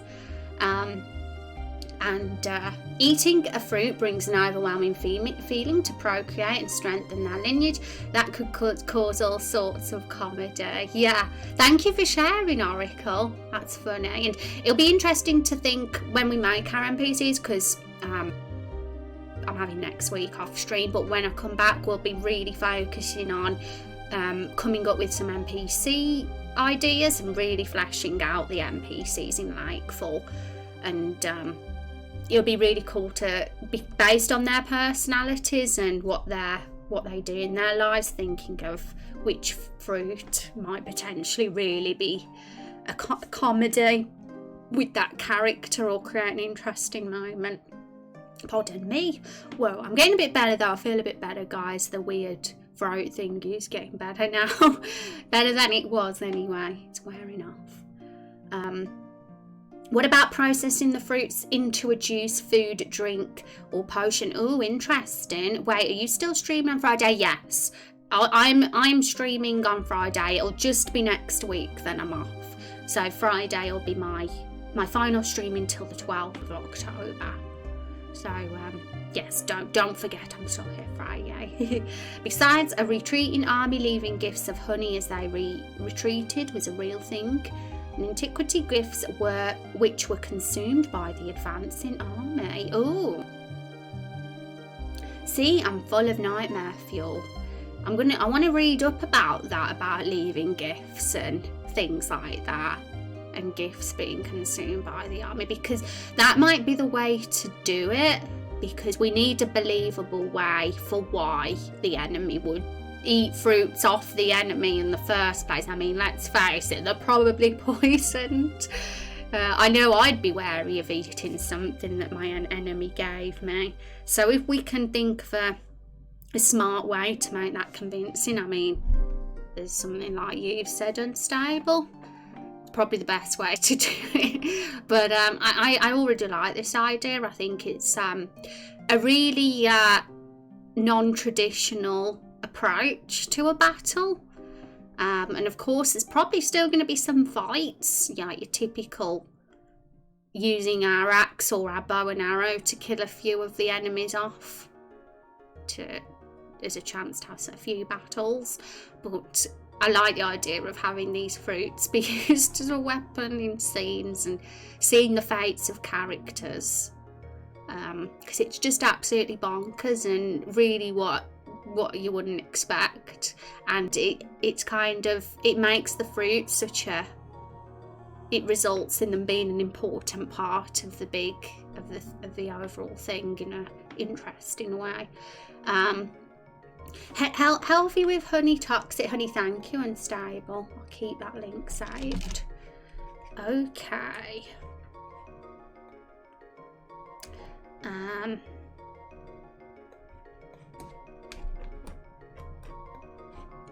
Get my notepad file up.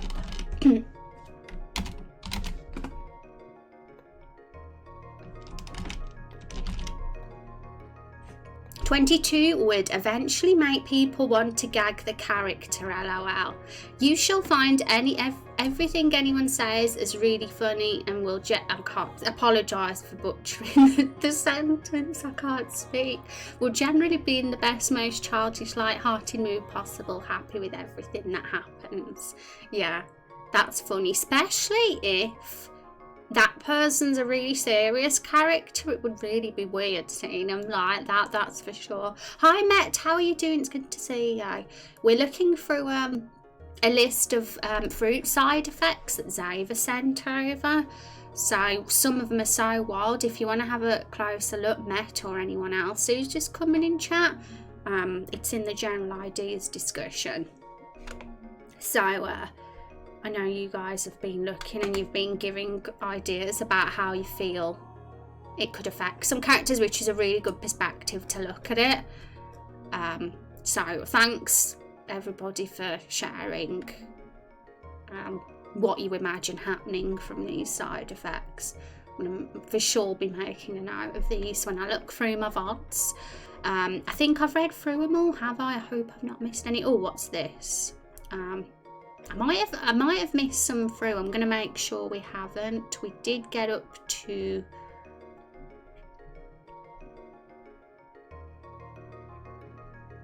Yeah, we got there. I read the death one. You will become the most perfect, moral, prudest person you can ever think of.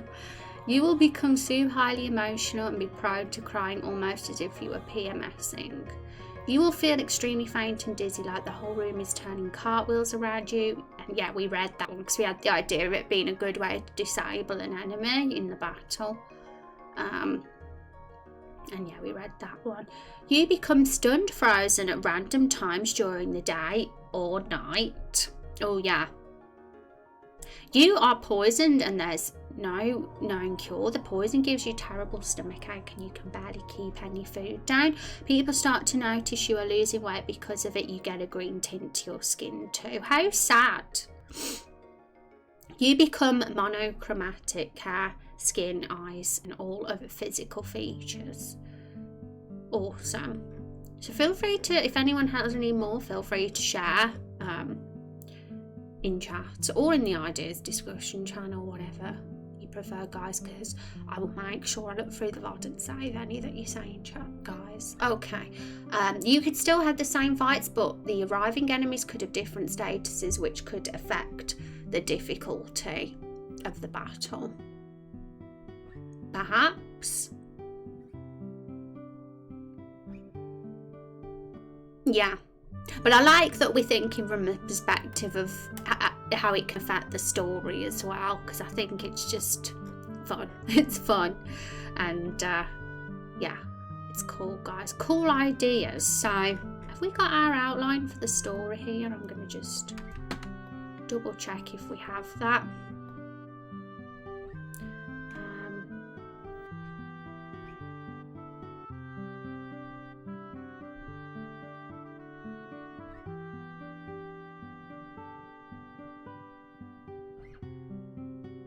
I think that one's it.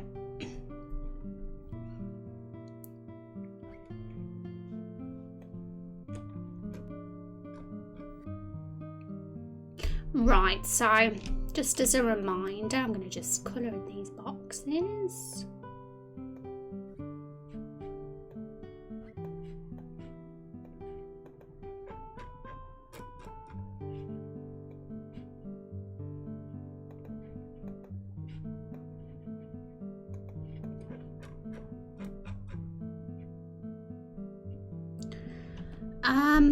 Right, so this is end game basically.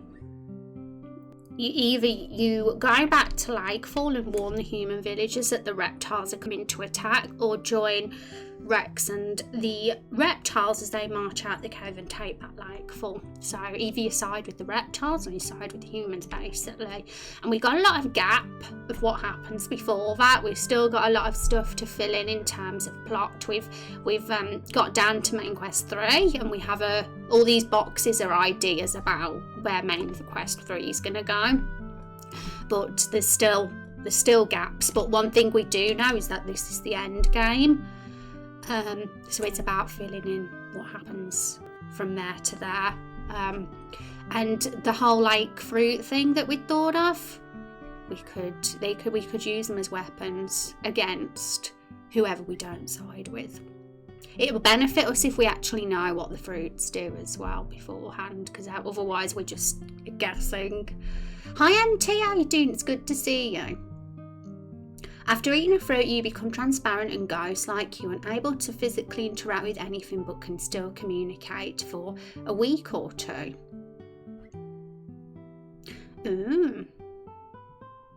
What about a diplomatic solution? There is a diplomat class. Yes, and one thing we did mention last stream was that she will be in episode 1.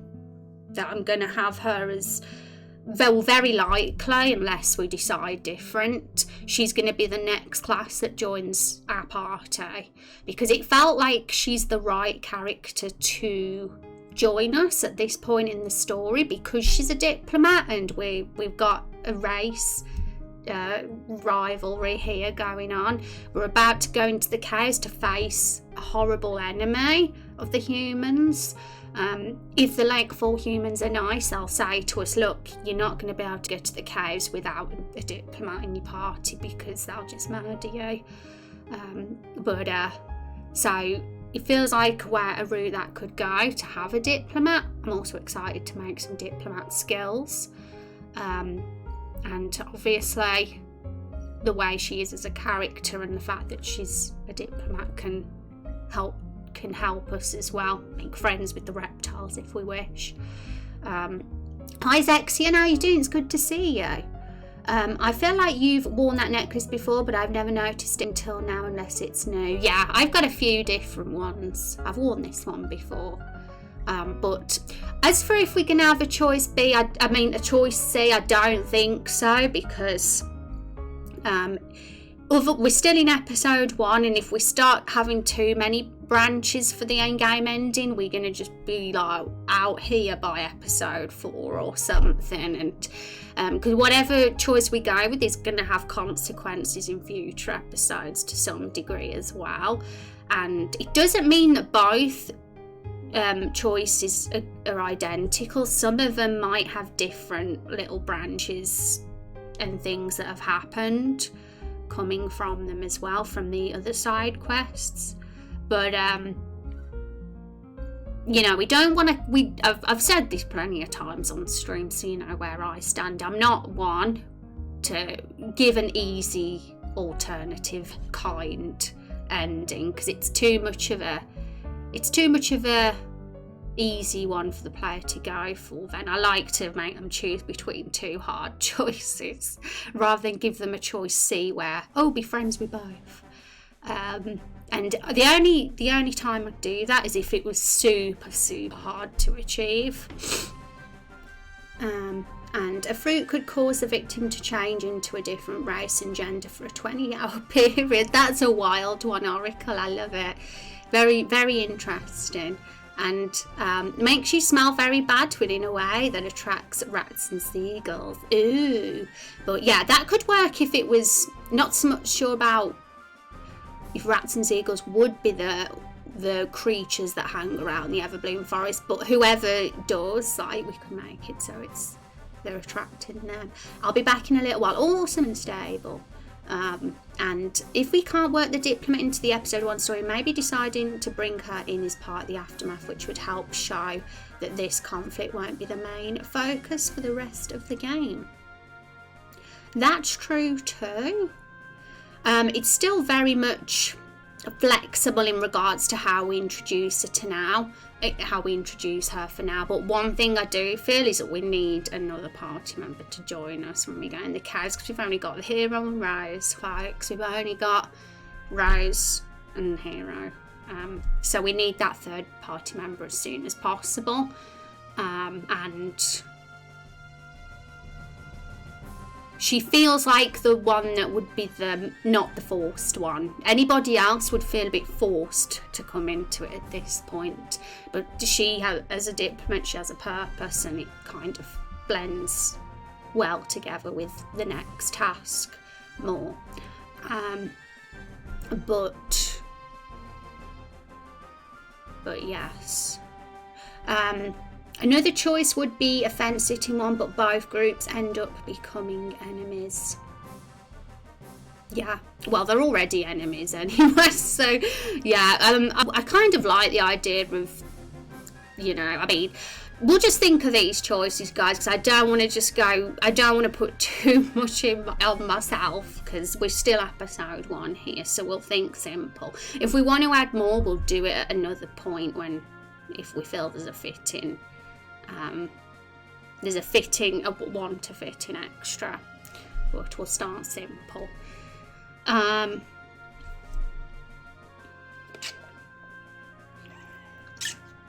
Because don't forget, guys, I'm not a superhuman. I like to think I am, but I'm not. I'm still a solo developer, just one person. So I want this to be a branching story game, but I'll do what I can do, what I can do.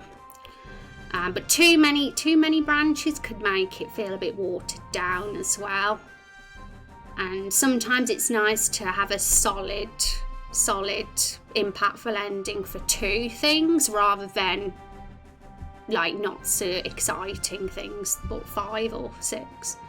I'm not Superman, of course, not even super vampire, very true. Okay, so I just wanted to let you guys know what the end game was, considering we were talking about the fruit side effects here.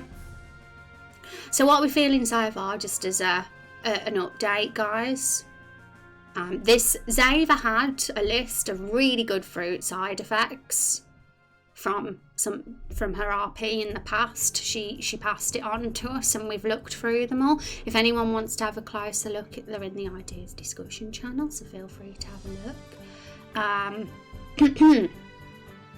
I swallowed some water earlier, so if my voice sounds weird, that's why. I had a coughing fit.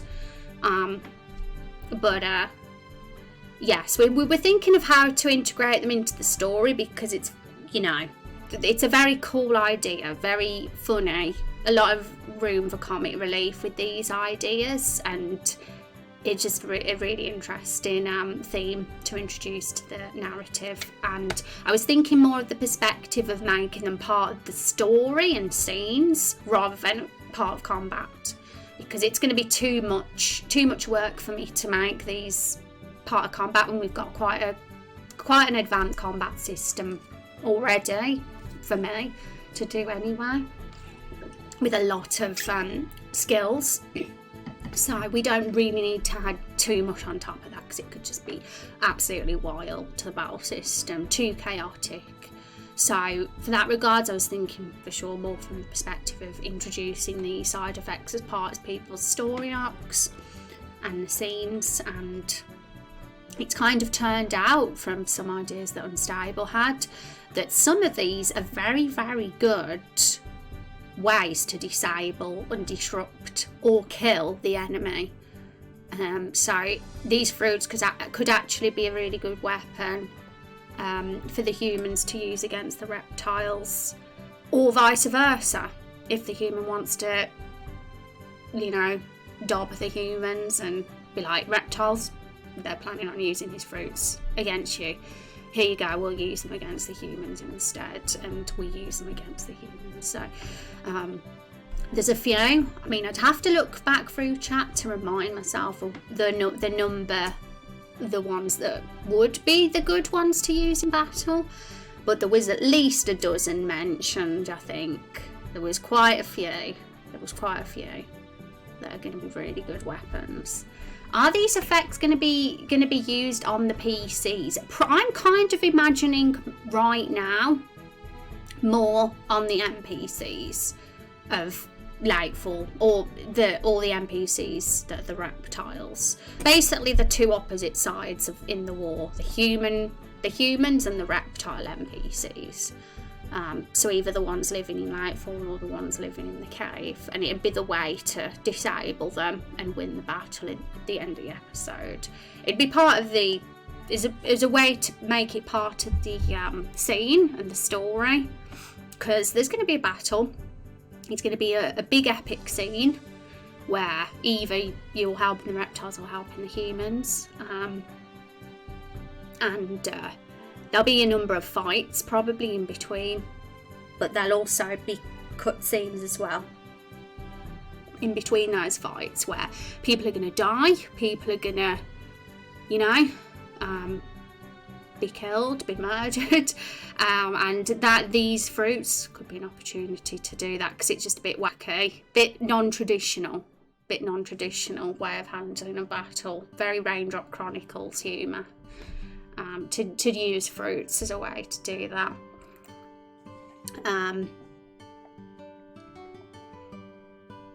And I've lived in the caves so long, are service fruits always like this? Yeah, and that's another thing, reptiles have been living in the cave ages. They might be really tempted by the fruits, because I was thinking, why would the reptiles eat fruits from the enemy in the first place? That'd be a bit silly, wouldn't it, if they just ate the fruits of the enemy gave them? I mean, of course they've been poisoned, but Unstable did say something that was an interesting thing. He gave me a link about how that actually did happen in the war. The retreating army would leave gifts of honey as they retreated was a real thing in antiquity, gifts which were consumed by the advancing army, and there's a link there, so I'm going to read it later. So it is true, the enemy does consume gifts, food from the enemy, and yeah, so I think there's potential. It's still rough around the edges in terms of we don't have like a clear outline right now, but I think something like that could be a way to make it work in with the plot. And is there any fruits? We need to make a list of fruits, folks. I'm thinking of getting some ideas down now.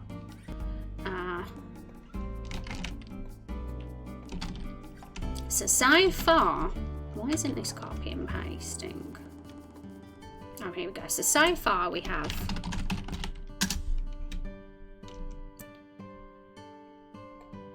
because I'm thinking of what Zexion says when he mentioned a grove of fruit trees, you say. Fruit tree ideas, I'll say fruit trees. So think of the perspective of fruits that grow on trees here, so we can make a list.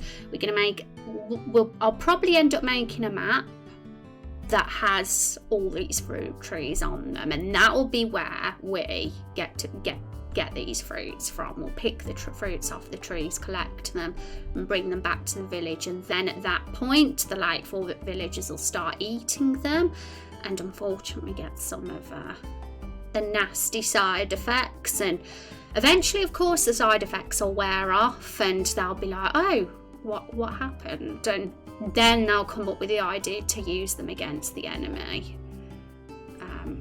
That's kind of how I see it potentially going right now. That they eat them first, stuff goes down, all sorts of wacky stuff, and whether it's a 24-hour period or whatever, that this side effect, it'll eventually wear off and everything will eventually be okay, and then I'll be like, yeah, we can use these in battle. Has using these fruits to sneak into the cave if you kill the reptile at the house already been discussed? Reptile at the house. Which reptile was that, Zexion? I just need my brain refreshing. I do have the outline here, so it's probably written here somewhere. And these were the reptile NPCs. Rex, reptile from Rosie's painting, the reptile's baby and the reptile baby's mother. So we haven't really thought of any of the reptile NPCs yet, but there's a few, the ones on that list, but there's a lot of question marks still. Lots of NPCs to make together, fun times. Lots of still characters that we can create. Okay, so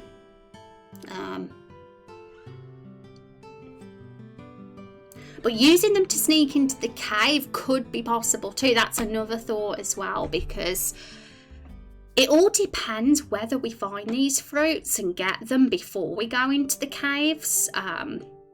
Whether that happens first. If it happens first, then yeah. But if it happens after, then no. But I think we could easily make it happen first.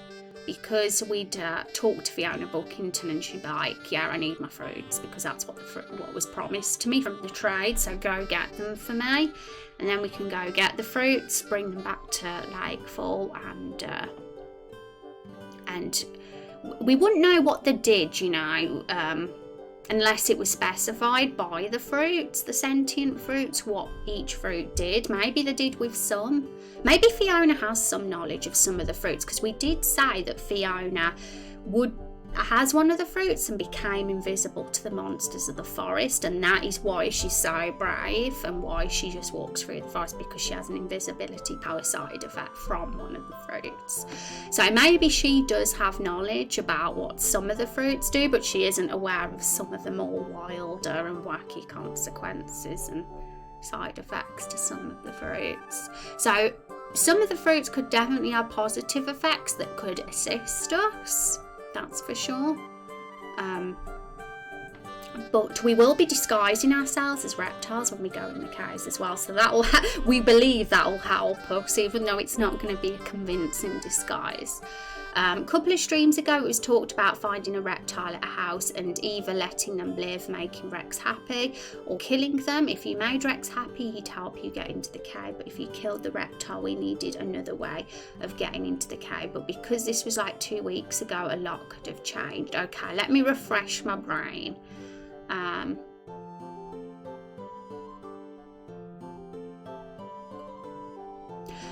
Okay, so the only thing I can remember about making Rex happy was the story where, this should be somewhere, was the Forbidden Reptile story, and I think this was the ending. So remember our Forbidden Romance, guys, where there's a human and reptile in love, and it can all potentially end very tragically. I mean, there's a more of a bittersweet ending where they flee together and they realise they have to run to survive, so that's a nicer ending.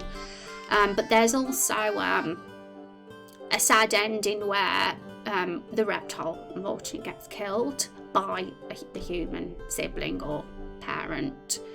And the idea was, I believe, if this is what you were thinking, Zexy, was that they have to be dealt with to make Rex happy. You have to kill that human for Rex to join the party. And if you don't kill them, then Rex won't join the party as an optional puppy, see. So, yeah.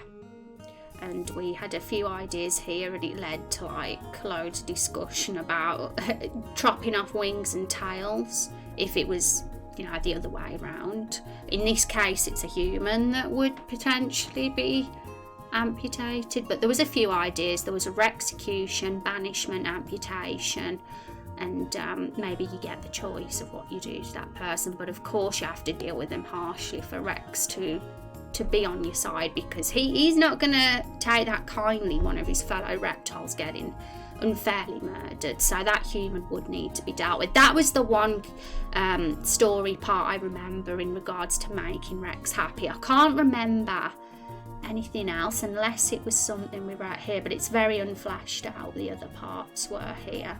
We had some ideas.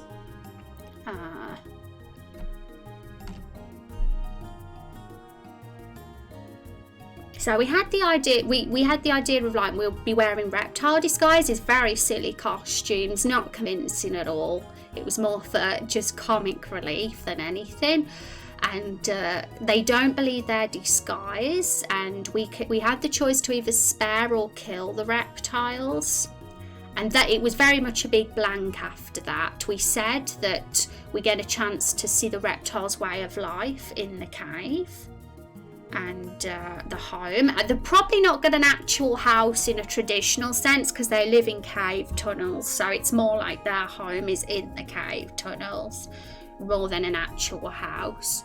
But yeah, we get to like see this little settlement they've made for themselves in the cave tunnels, and we still need to piece it all together because it's very disjointed right now. So fruit that makes you teleport forward when you try to walk, that would be pretty crazy. And with the teleporting one, the person could get trapped its inner wall if it's thick enough, or people could use it to get past enemy defences. Interesting. I really love how you guys are mentioning it from a battle perspective, because it does seem that's where we're going. I mean, we could use the fruits to aid us in some cases, if we know, as long as we know what they do. But okay, so where were we? I mean, but yeah, feel free to still share ideas about these fruits. Just share, because you never know, that could be a really good direction to take with the fruits.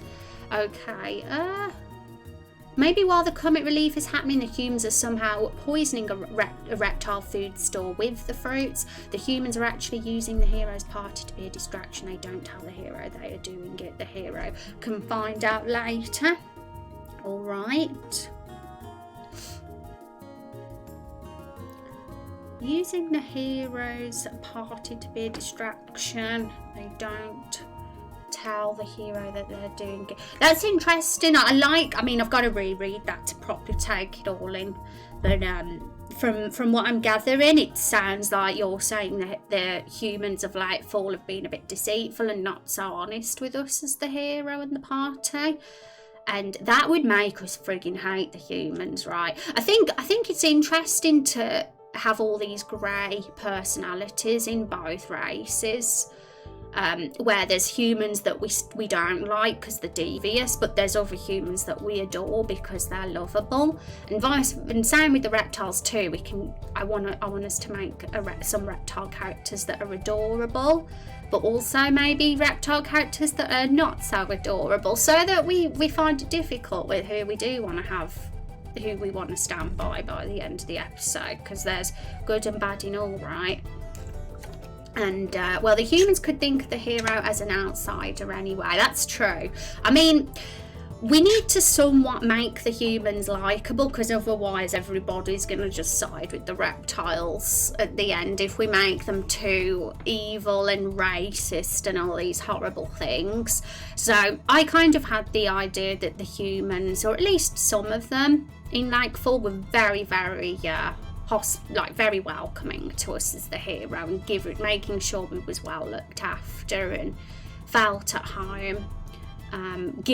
Tells us about their diplomat friend Naomi, who joins the party because they want to make sure we're safe. They tell us that we should get reptile disguises, etc. And I think we've got a bit of stream crash. We're back. Okay. And they, like, some of them could be very give us lots of advice to help us on our journey to the cave, so we're well prepared. But others could be a bit nasty and a bit like, this person's an outsider, we shouldn't trust them, etc. I can imagine there being some contradicting views and beliefs. That's realistic at the end of the day, having a different group of humans with different thoughts, just like real life. But one that sends them out on the quest might. Oh, for sure, Van, I'm with you, because we can't make 100% of the Lightfall humans very nice and making sure we're safe. There's split opinions. There's different. Fiona Bookington, for a start, isn't our best friend, especially if we pushed her in the lake. We might be able to do other things to other NPCs similar to that, like how we treated Fiona, that make them not like us very much as well. Like, for example, if we steal the blanket from the inn, that could get on some people's bad sides too. So the way you behave will have an effect on who likes you and who doesn't like you. And it's going to be, I want to make sure it's very complex in the fact that not every human's going to adore us, not every reptile's going to hate us. There's going to be a lot of different conflicting thoughts with both races about us, and maybe some of the fruit effects are more common than others, so the battle ones could be common rare, while the comic relief ones could be the opposite. Yeah, don't forget though, some of the comic relief ones actually work in the battle as well. They can kind of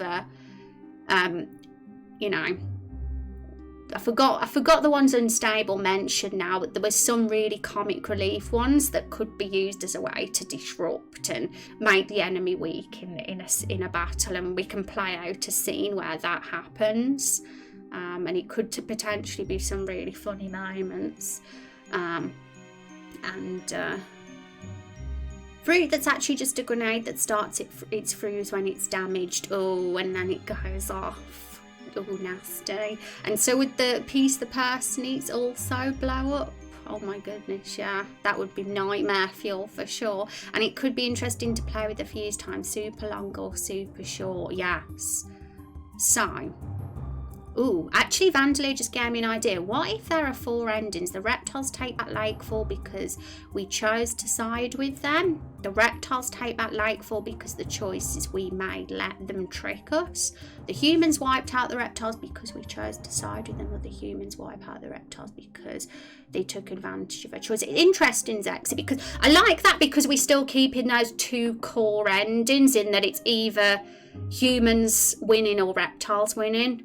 No in between, because as soon as we have an in between where it's like, oh, they live in peace, or you know, it washes it down a bit, waters it down a bit. So I like that we've still got those core ideas, but it's kind of like there's a different way it's gone about, and it's those little mini branches off the 2 main ideas that make things interesting, I think, because that's how it's all going to go down. Like, even though we've got these 2 core ideas, where are we?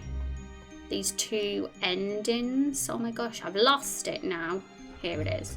Even though there's only 2 endings, the complexities with each could, you know, there's lots of little different things happening in both. Not just because one player gets choice A and does choice A doesn't mean their game will be the same as another person that picks choice A, because different side effects and different choices could mean things go slightly differently, right? And same with that.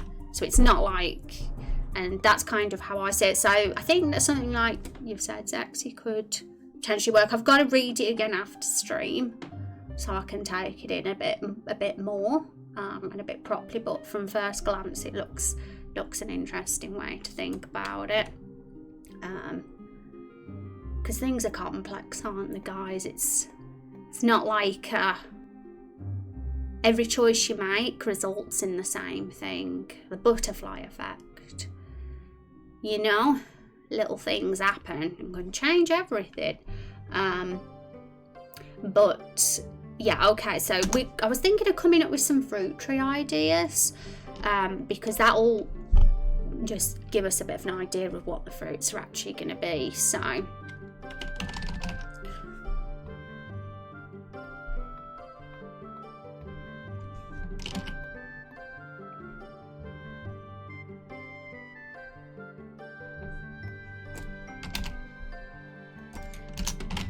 apple and lemon, those are actually sentient fruits in the game, but then I'm assuming there'd be a tree of each of them because that's how they'd be born in the first place. And there could be a tree with other apples and other lemons that aren't living on there. And maybe my idea was each fruit type has its own unique side effect, and I think we have to have it that way rather than it be completely random no matter what fruit you eat, because that's the way in the end the NPCs are going to work out how they're going to have a strategy for what they're going to do. So as soon as they work out which fruit makes someone invisible, or which fruit makes somebody screw up their speech or get all dizzy and not be able to be a good fighter, etc., as soon as they work out which fruit does which, they're able to use that fruit to their advantage and, you know, make the enemy consume it then. Because if it's just random, then it might not necessarily work out how they want it to. Okay, and oof, yes, oh my goodness, nearly top 70, sort of excited.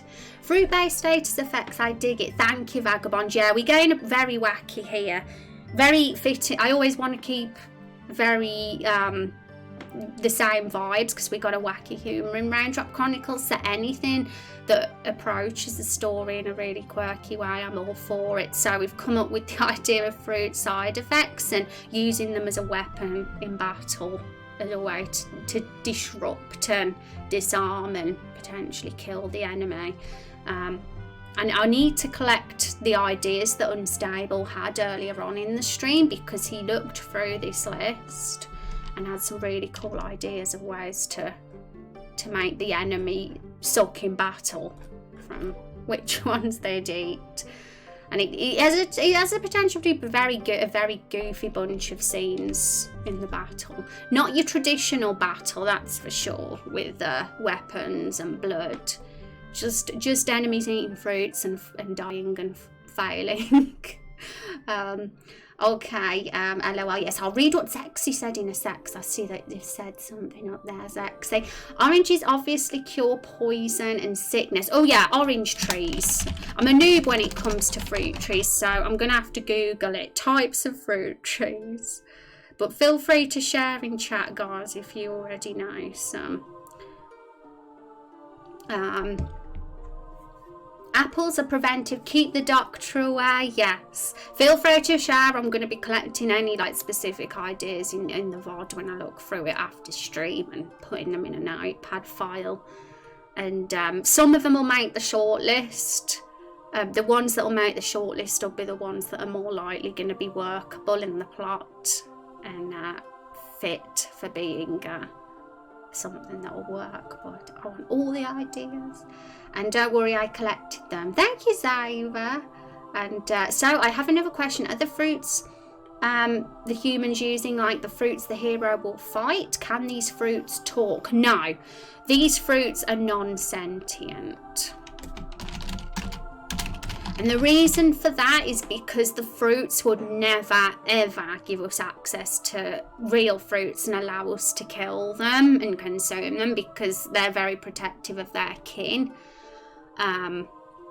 That's one reason why the fruits despise humans, because humans baked Blueberry's mother into a pie, they squashed Tomato's brother into tomato juice and ate them all up. So they were so angry at that they want the humans dead. That's why they're antagonists. So because they've made this trade with Fiona, they've told her where the secret grove of fruit trees are.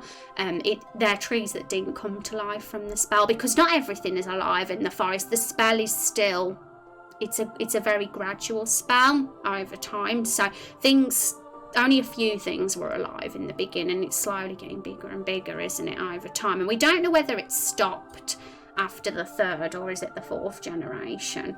We don't know. That's the question mark at this point. But they're non-sentient because it just kind of wouldn't fit if they were alive, because it would go against the fruits and all they stand for to give us, make a trade with living fruits. And it's kind of the fruit's redeeming quality, I guess, the fact that they care about their kin and they wouldn't want their fellow living kin harmed. They stick together, and that's why Apple loves them. And I'm going to read what Zexy said as well.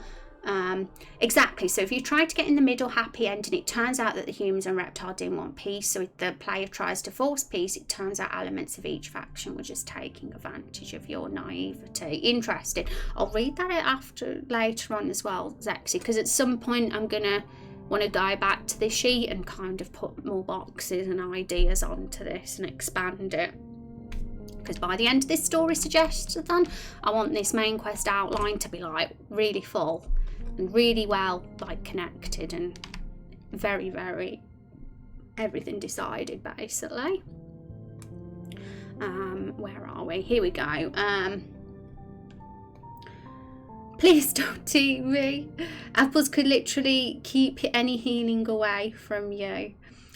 What if the fruits are used for story elements? You give them to NPCs outside of combat to get narrative quest effects, but you can use the fruit to make in-battle items that function like combat-like potions or throwing items from RPGs.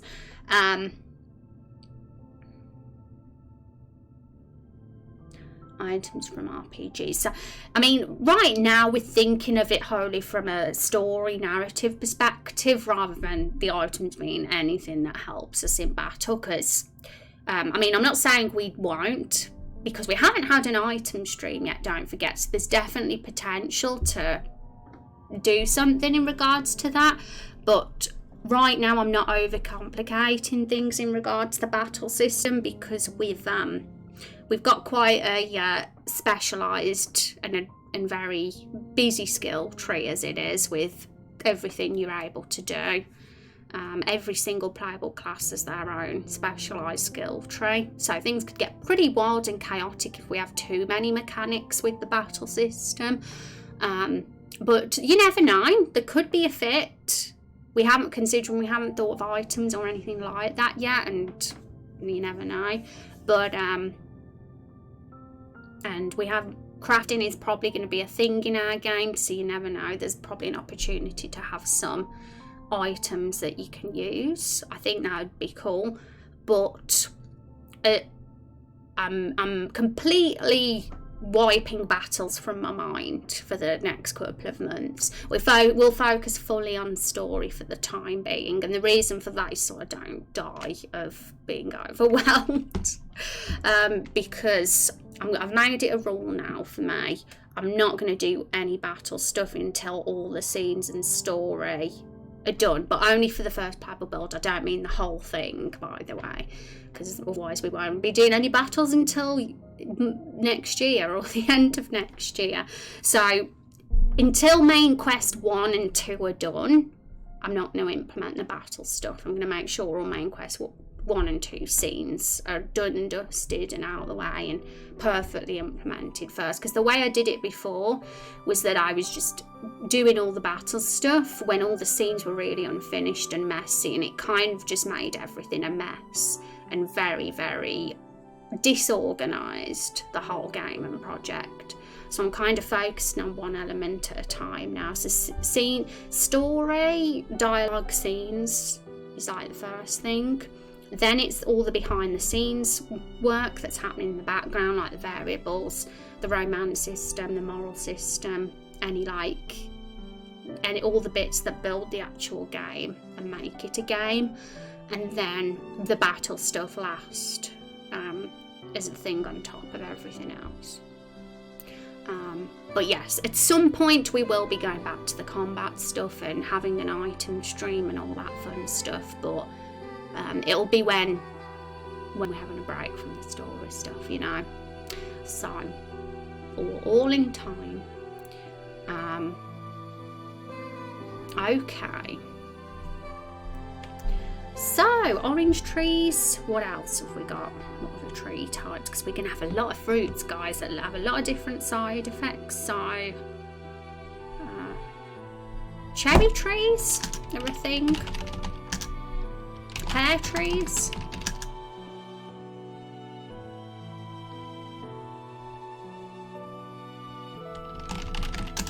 Thinking of Animal Crossing now.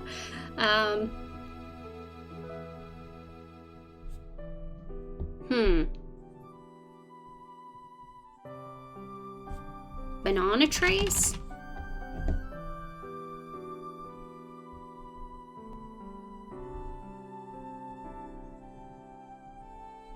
I'm looking on Google. So obviously we can't have things like blueberries and plums and tomatoes because they grow on bushes. And we already did those fruit bushes at the farm, on the farm map.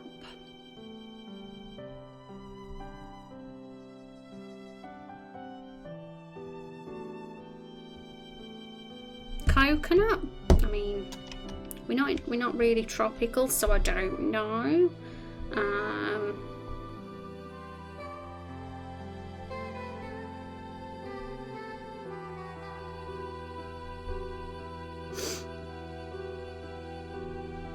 Pears, got them on.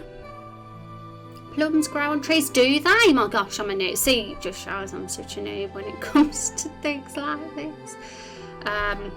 For some reason I thought they were on bushes like blueberries.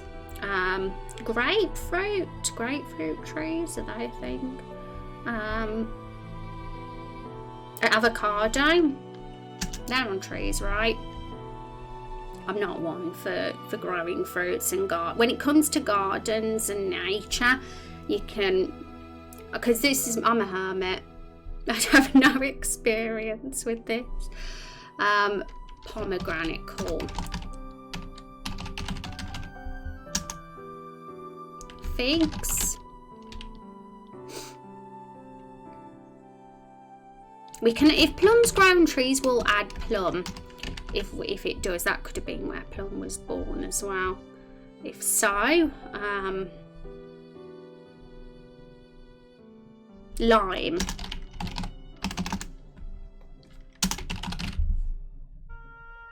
If I add something to the list and it doesn't grow on a tree, pull me up, chat. If I've ended up putting a fruit that doesn't even grow on trees. Dates are either dry figs or they grow on trees. I don't remember which. Obviously, whatever's the easiest to sprite is something that's important as well. If it looks a bit weird or complex, but feel free to just suggest. Some might make the cut, others might not. Lime's got that.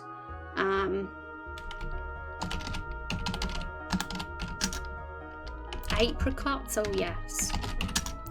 I'll put dates down as well if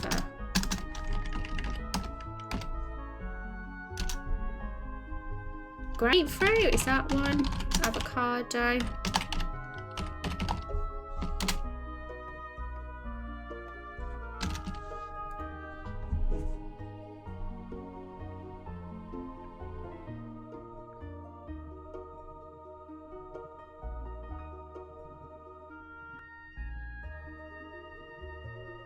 I don't even know if they grow on trees. Oh, it seems they do. Oh, kumquats, yes. Considering we've like referenced kumquats in the scene with Blueberry, it makes sense to have that. You beat me to it. Bananas, yeah, we got banana. We're getting a collection here. Oh, mango as well.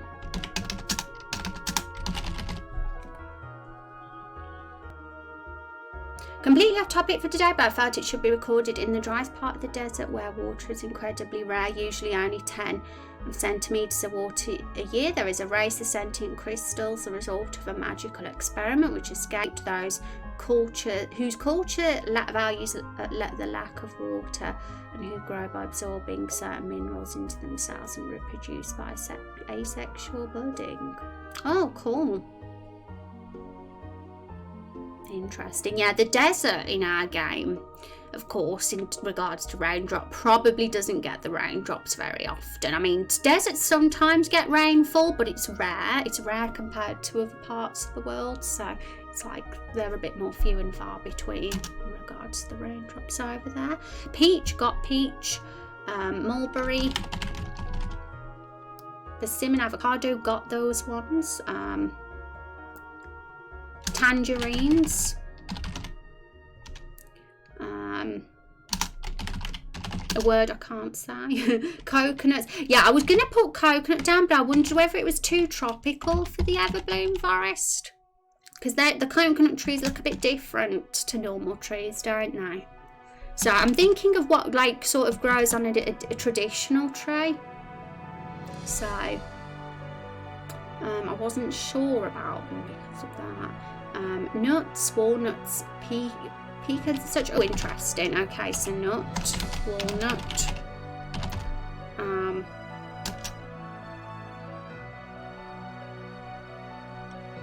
olive. We're getting a lot now. We're getting a lot of ideas. Jackfruit.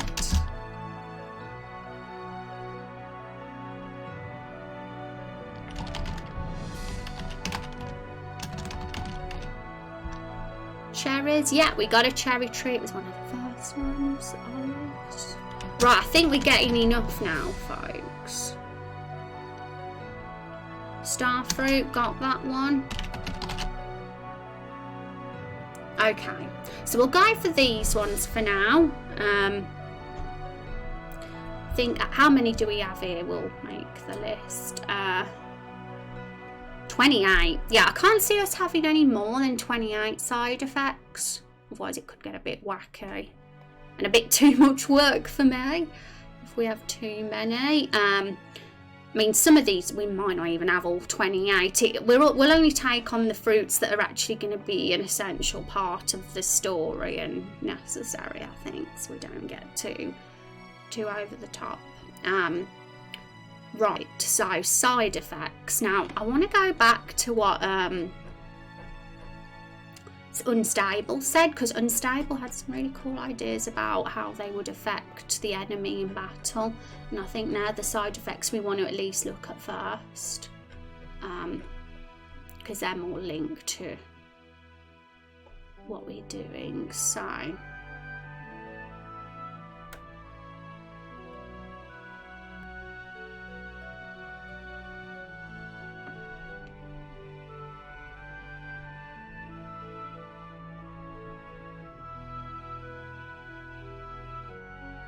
but yeah, not all of them have to be detrimental effects. But in regards to the ones that will help assist us in disabling the enemy in battle, you know, it's good to think of the detrimental ones. So I'll think of the detrimental ones specifically first, but if anyone has any beneficial side effects that might help us as the player in the caves or for other reasons in the story, feel free to share, because I imagine it being a mishmash of beneficial and detrimental ones. I mean, Fiona would have only wanted to do the trade if she was aware that there was some beneficial ones there. I believe that is why she is brave and walks through the forest, but she would have had to have had one of those fruits before the trade, right?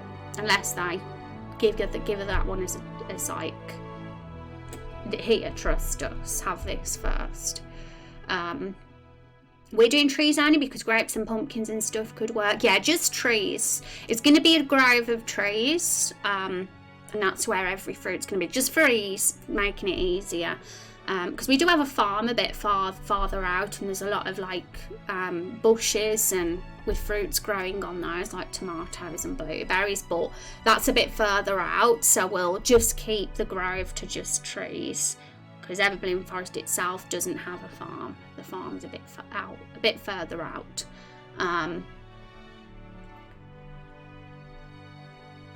A fruit to help you see in the dark. That's an interesting one. If there was going to be a fruit that would help us see in the dark, which one on this list do you guys think that would be? A carrot. A carrot tree, if there was such a thing. So yeah, we got to think, because whatever one it's going to be, I'll label it as that. And what would be the invisible fruit as well? The one that would have helped Fiona to be invisible. Right, so I'm going to just look back through chat because I want to see what ones were said. Okay, so 21 and 25, Unstable said would be effective at sabotaging important negotiations. So let's look back at that list.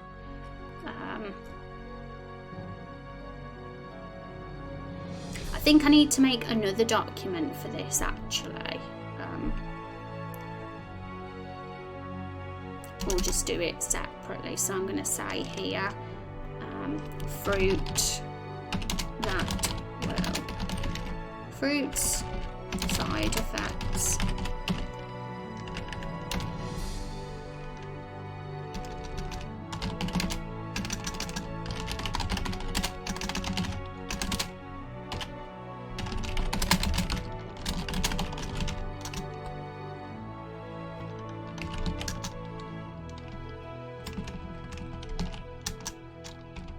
I won't put in battle because that could be misleading for anyone reading this. I'll think that it's something we use in battle and it's not.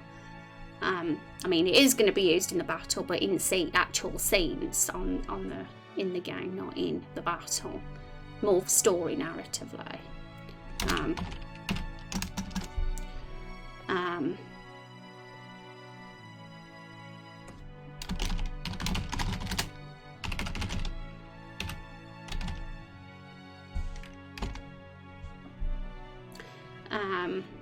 Okay, so I'm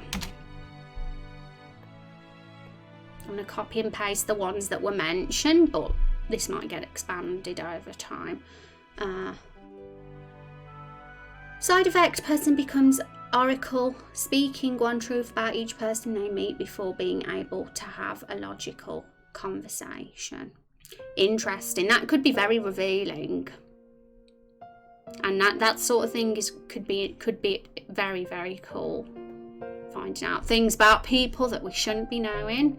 I'm trying to figure out how we could make something like that like connect and like fit in well with the story, because it's a pretty cool idea. Okay, so this one was unless it was just a separate side effect. I mean a separate side quest. Side effect.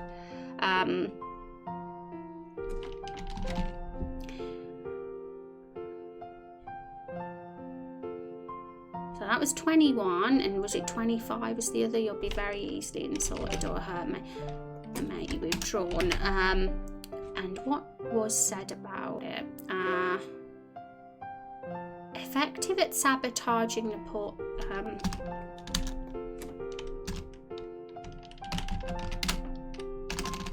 To sabotage. I cannot type.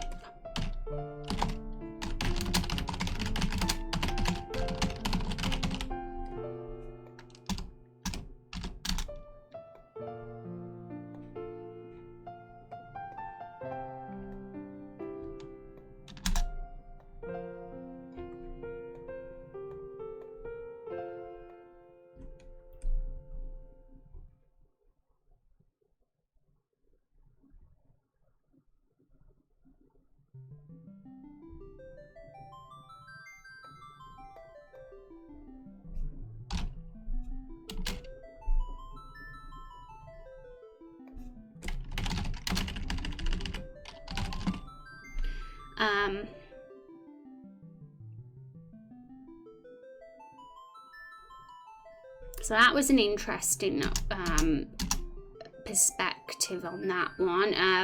Now the other one, 24 could incapacitate combat tank. What was 24 now? And if anyone wants to look through them, check out the ideas discussion channel in the Discord, because you'll be able to see this list yourself. You will feel... Oh yeah, this one was an interesting one.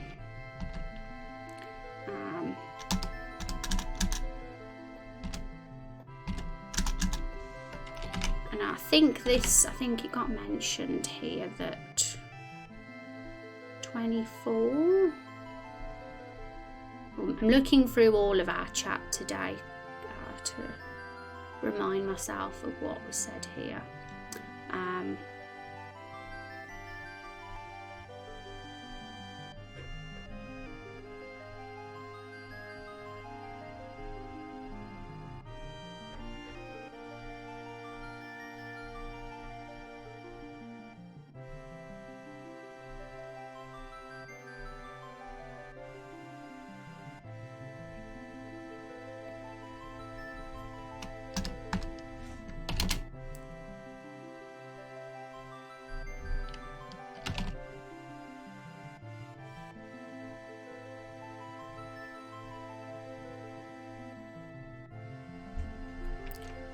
This one, we don't need the latter part. I think we only need that. So that would be for distracting or disabling any ranged attackers.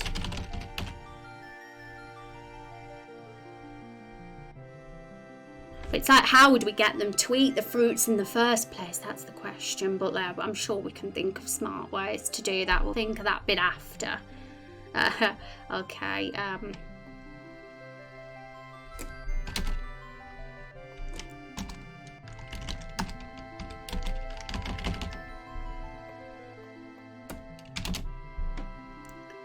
The demo is done for your game, Epic. GG, congrats. I hope you are doing well.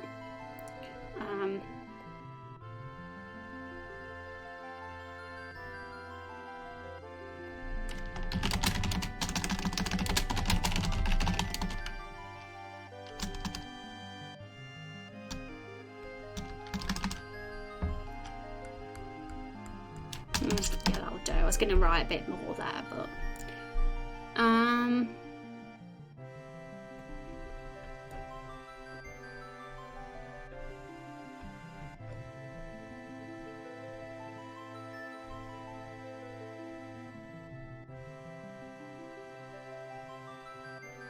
7 could be used to get a normally active important character out of the way for a time by removing all urgency.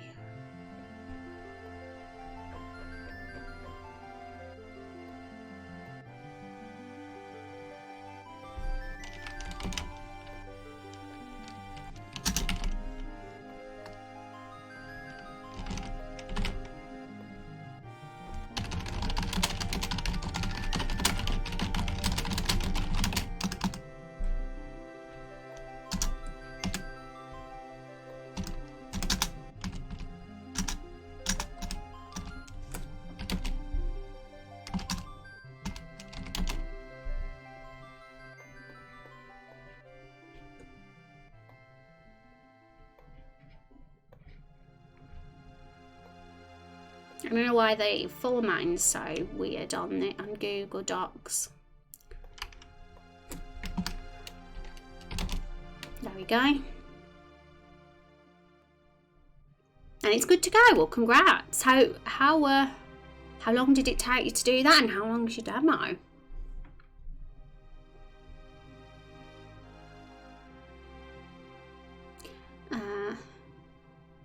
Okay. I think it'd just be cool to get all these thoughts down, because you never know. We don't want to miss them. They were very cool. So, now 13 could be used to get a frail character killed. Which was you will be. Oh yeah, we liked this one. This one was one that we thought was a bit tragic.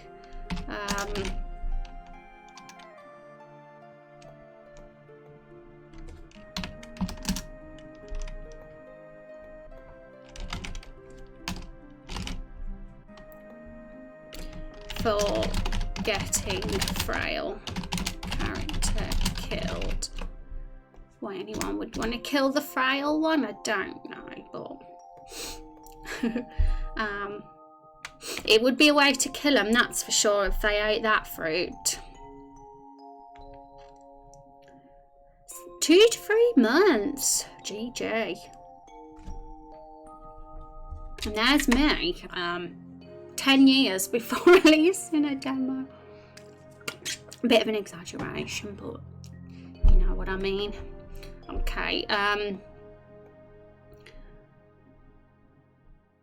32 could incapacitate range 5. Oh yeah.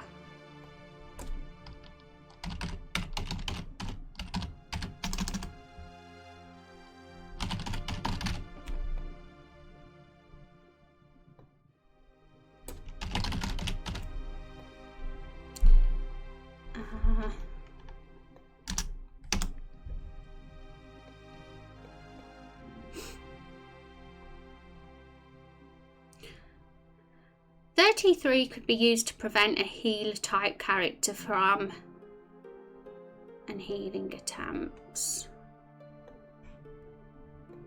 if they use healing to touch. Okay, so that's worth getting down as well, I think.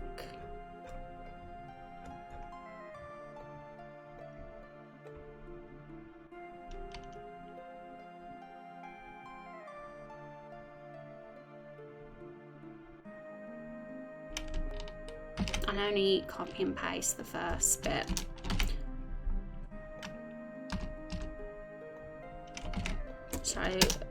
Stable's idea for this was that prevent a healer character from healing if they need touch to heal.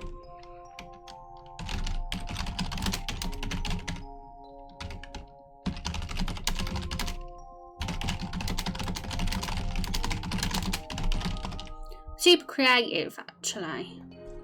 If you need touch to heal is the key thing, because some healers don't. If it's like magic, you just cast it, right? But if it's like more of a doctor type, like a more traditional medic that isn't more magic based, then yes, that could work. Which maybe we'll have to think of that, but that's definitely something. Okay, but I put all the ideas from chat so far in the Google Doc.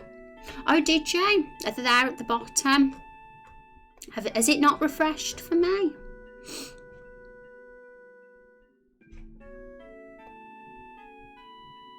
Or do you mean any extra ones that people had? And you added them here somewhere. Oh, this one's mine. Duh. I'm a goofball. Ignore me. I was looking at mine. There we go. Thank you so much. It's probably a bit easier actually to look at from here rather than my own chat, because there's a lot to go through on mine. Thank you for being so helpful, Zava. Okay, so I'm going to look at the ones that Unstable said first, and then I'm going to look at, because Oracle suggested a really cool one as well. So I think, and 23 could result in destroyed relationships, and then result in unplanned children. Yeah, that's more relationships. So I'm looking at the battle ones mainly specifically now. 19 could be used in conjunction with a bag of pebbles. Can't speak. Scattered on the ground. What was 19 again?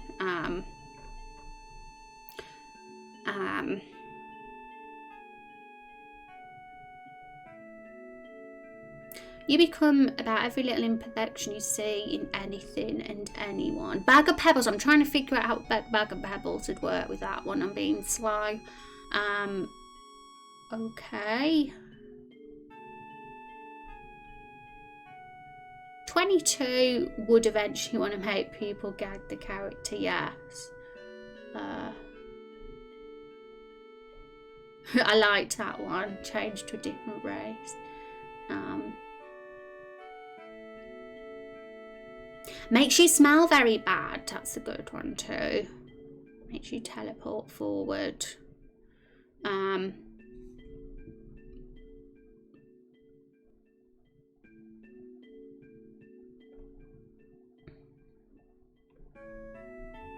Cool. Okay, so I think the ones that I've got here right now are the ones that we thought of from the point of view of how it would affect somebody in a battle, like how it would kind of take them out. So that's pretty cool.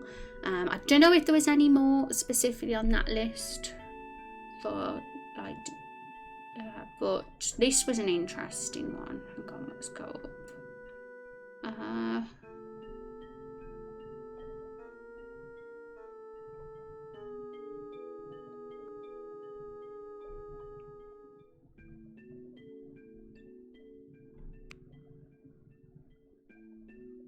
This one, a more interesting effect could be eating one will make the person invulnerable to most attacks, making their skin as hard as stone, becoming like a gargoyle. Really cool. That would protect a weak from what I'm thinking, something like that would protect a really weak character, someone that we don't want to get killed. So for protecting, we'll say weak instead of frail.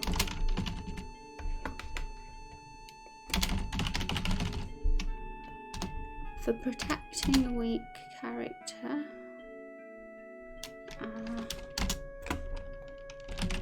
but you know, it could be used for other things if anybody thinks of their perspective of why it could help, or be bad.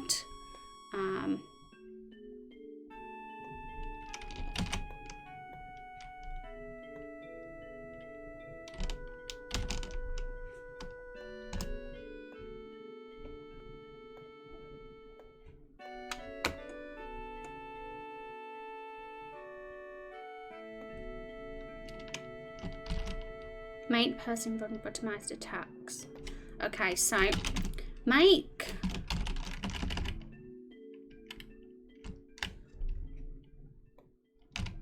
her skin as hard as stone. I'm not sure about only at night. We'll just simplify it for now, but just because if it's not taking place at night, then it wouldn't help us.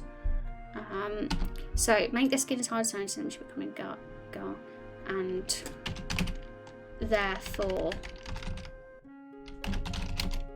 keeping you invulnerable to most attacks. So that would protect a weak character. Like, for example, you realise that you know, you're on the side of the reptiles, but you want to make sure that the cute kid is protected, or, you know, the character you like is protected, so you'd give them that fruit to protect them so they don't get killed in the battle, or something like that.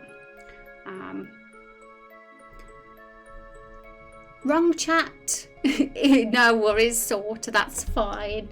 I'm guilty of doing that sometimes too. I did that the other day and it was really embarrassing. In a stream I'm a mod in, the only stream I'm a mod in, I ended up typing a mod command in the chat, in the other chat I had tabbed open, and it was really embarrassing. Happens all the time. Thank you so much, Proto Man, for that follow. How you doing? Welcome. A better means of delivering a fast-acting effect from a fruit might be to aerosol it, or a well-praised throw of a rotten fruit.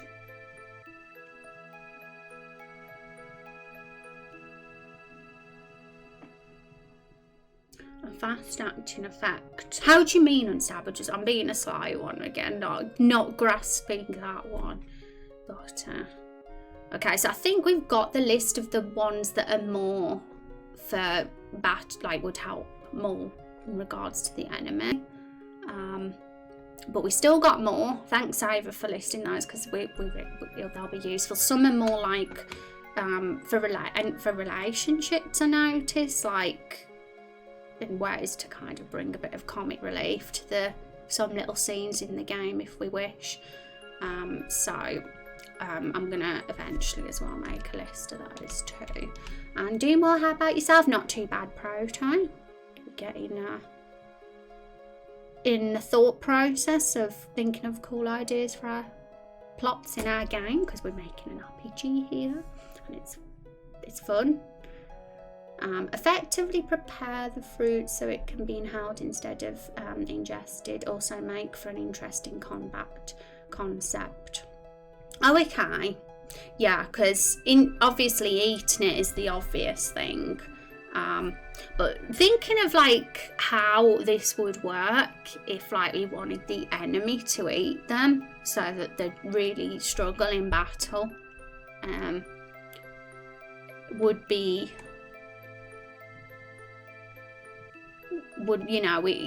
have to think outside the box other than just consuming the fruit, because nobody's going to eat a fruit while they're in the middle of about to charge and march into taking some land from somebody. So whether that would, if we were going to go with them having to consume the fruits, it would have all had to have been done before, I assume. But then they would have already got the side effects. I think we got to just have a think, but I think it could work. Just got to put our thinking caps on.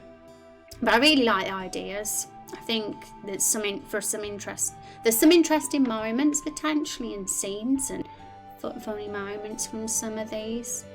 And we've got the list of fruit trees here, so we'd have to kind of decide what fruit does which. And some of them will be beneficial. These are more like detrimental ones. It could be a character concept introduced in later episode representing an evolution of the base concept. Yeah, maybe.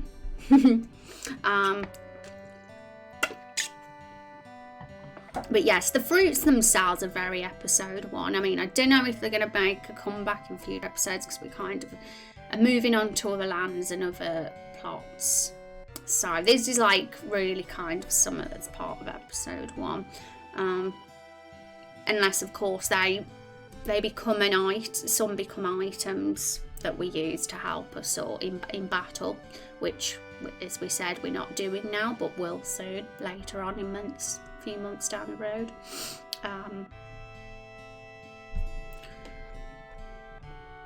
Okay, so now, so he's still got a bit of time before they stream, because one thing I did want to do is talk about some of our NPCs today. I think it's a bit late now to do that today. Here, just so you know, here they are. Here are the ones we was thinking of having in episode 1. I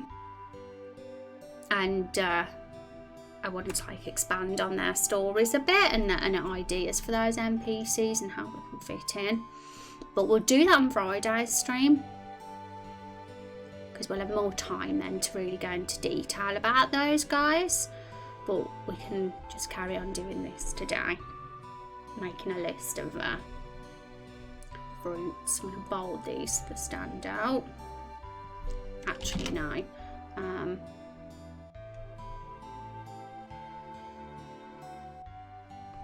Okay, so let's look at the other ones.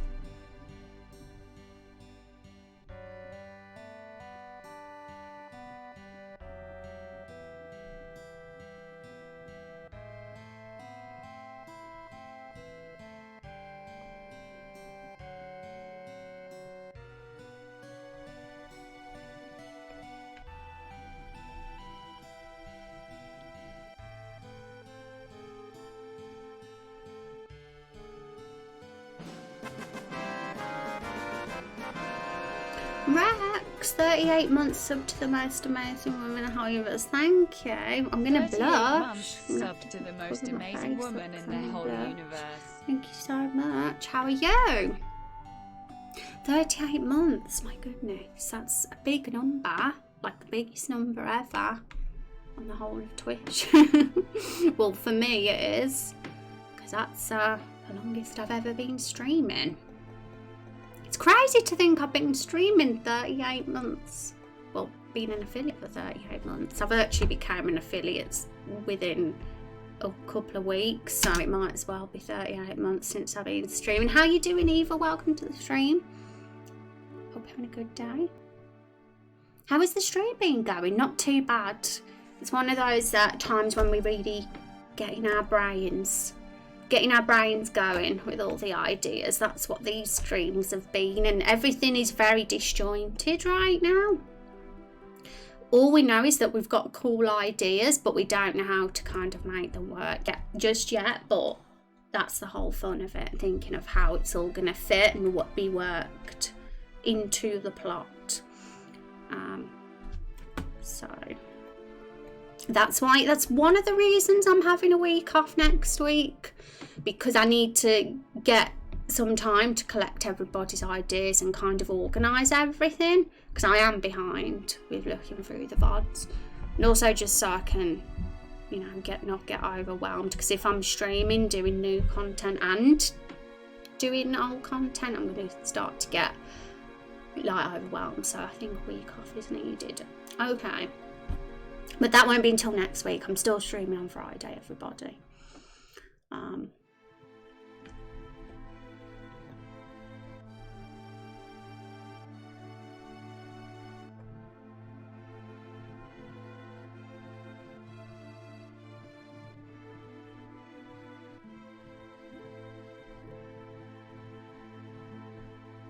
Okay, so looking through the rest of the ideas.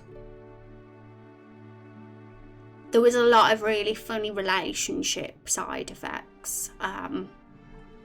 So I'm glad you've done that, David, because it's good to have those there. Right, so I'm trying to think of the next step here, what we should do. So we've got the list of trees, we've got a list of some of the interesting side effects in particular,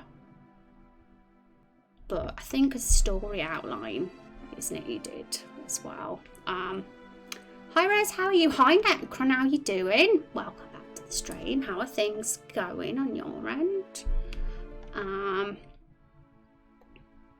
Okay, so I want to get an outline. Should we go back to this? Right, so back to the general idea discussion when Zexion had the idea.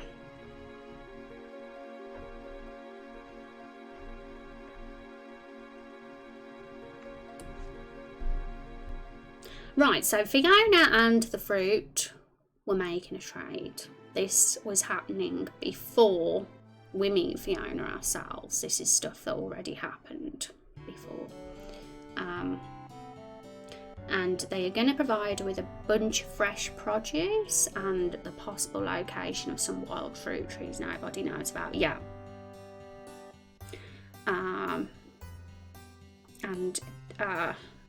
She's going to give them Rose, which we know didn't happen because we did that for her. So, the trade hasn't yet happened, which means we don't have all the fruits yet because... But maybe they told Fiona the location of the fruit trees. But why would they have told her that? That's the question. Unless they didn't tell Fiona that, we just have to search ourselves to find them. So we got to think now of the process of events so we can obviously make this plot make sense, first of all. So that's why I'm like going back to the start here so we can actually make sure we've got a cohesive plot so this can actually work. So, that would have happened before the deal. So, I'm going to just make a box and just put it here. Fiona.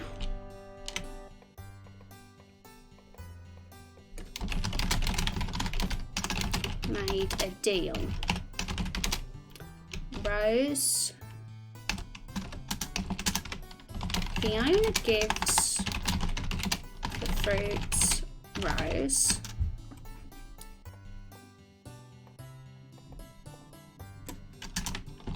The fruits give Fiona fruits. Does that make sense? Okay, if I put a cone on there, I think that'll make more sense.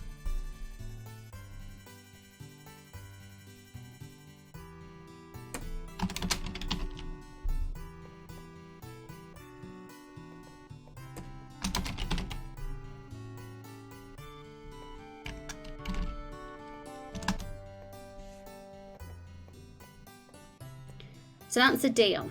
And obviously when Fiona meets us as the hero, we get the quest then to send Rose to be sacrificed to the monsters. So Fiona likes it because that's one burden off her back. She's found the hero to do the dirty work for her. So she's might be hoping, she might be thinking, well, that'll be fine, but she still wants her fruits, that's for sure, and she wouldn't have got them yet.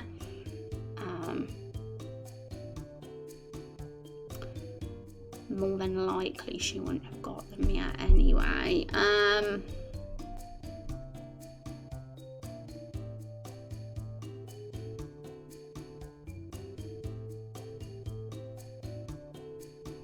So I'm just thinking from Fiona's perspective now, to make sure it makes sense, this whole deal thing, because right now, why would Fiona do that when she hasn't got her fruits? My brain's like going nice at the moment. I have Hermione and Rose. I wonder which Final Fantasy character you are most like. I am most like...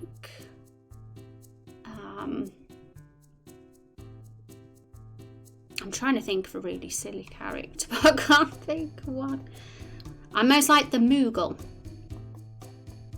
That's who I'm like.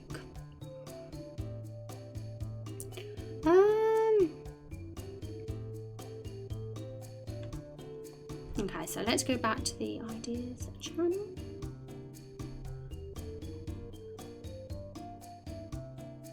Possibly the reason the trade hasn't happened already is because the monsters in the forest between the two groups, Fiona and the fruits, are too dangerous to deal with, while also keeping Rose in check. So when Fiona meets a player, she realises she can try to con him in to transform Rose Fire. Yeah, which is very true. So I'm just trying to imagine how that conversation would have gone down. The trade between Fiona and the fruits, like they're there. Fiona's there, the fruits are there. Nigel, we also says Nigel could have been involved in this to some degree and getting bullied by the fruits, and that could get fitted in if we wish. And we'd have to think a little bit more on that side of things. But for now, we'll just think about the fruit side.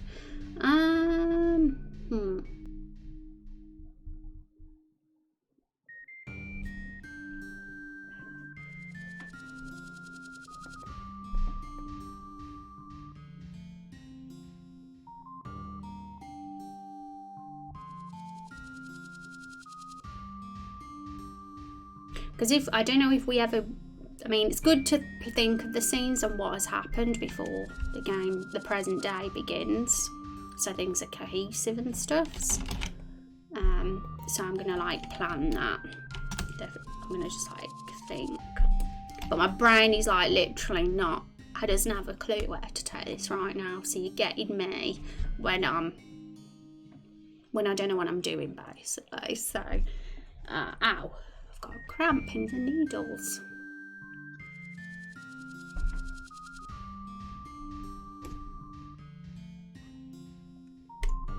I just want to be the mod because it's the cutest one.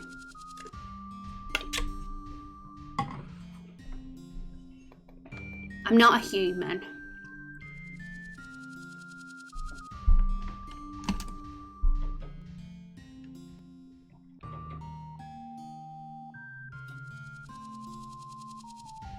So I'm trying to think, what would Fiona know about the fruits? This wild fruit grove before the trade, but what Zexion says does make sense, that the trade might have not happened because of the monsters between the two groups, even though Fiona's not scared of monsters now, so that kind of might not be the case.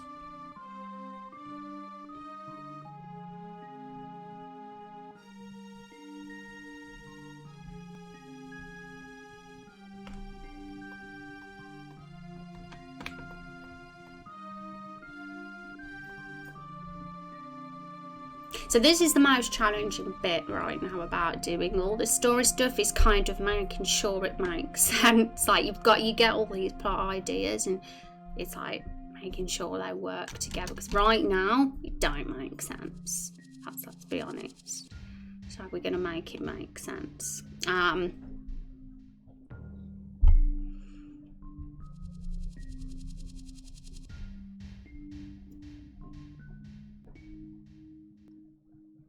I'm thinking the fruits could have told Fiona something during the conversation when they made a deal.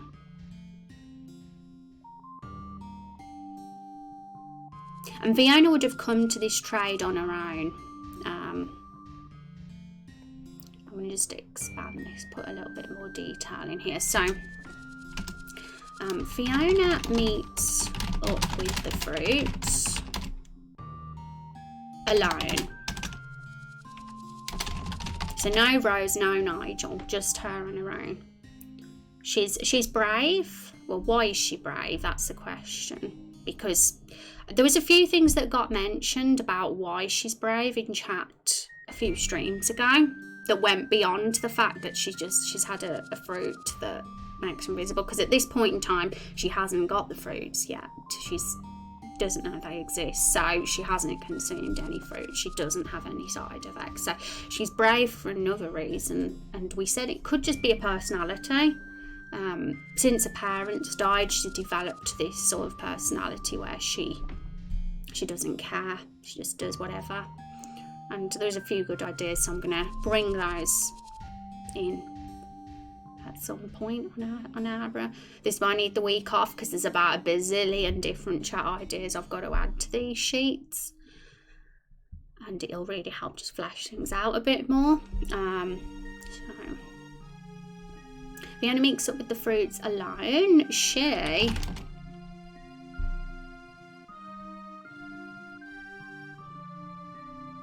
just wants Rose off her back, because Rose is a danger to the people of Lakefall. So she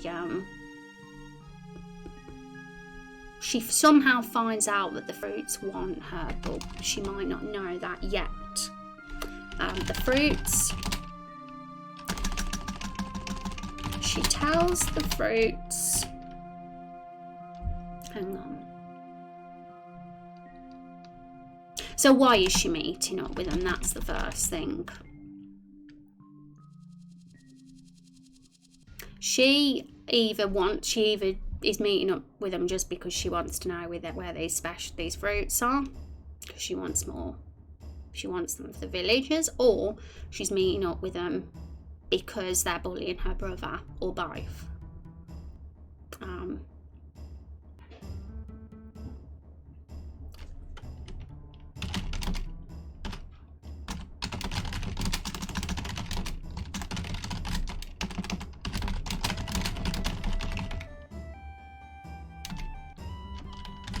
There's a little bit more info on that side of things with how Nigel fits in somewhere. I've got a note to that somewhere, so I have to refresh myself there.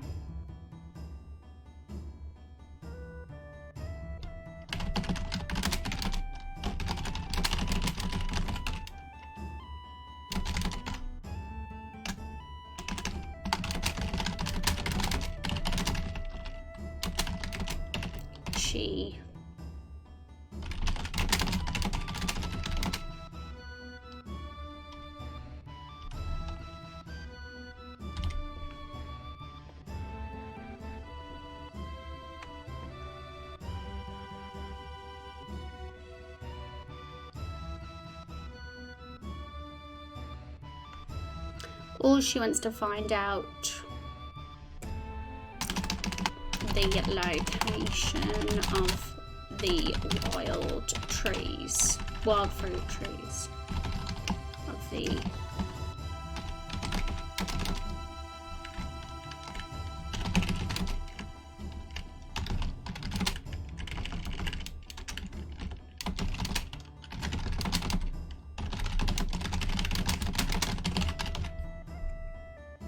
So there is plenty of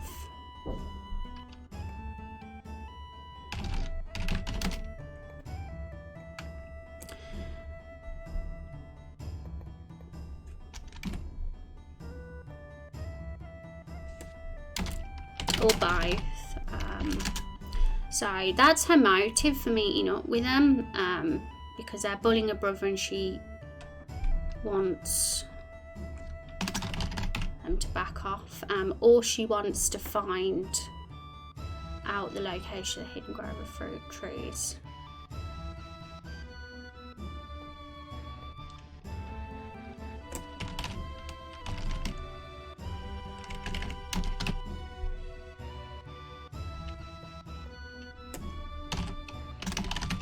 We'll say and for now.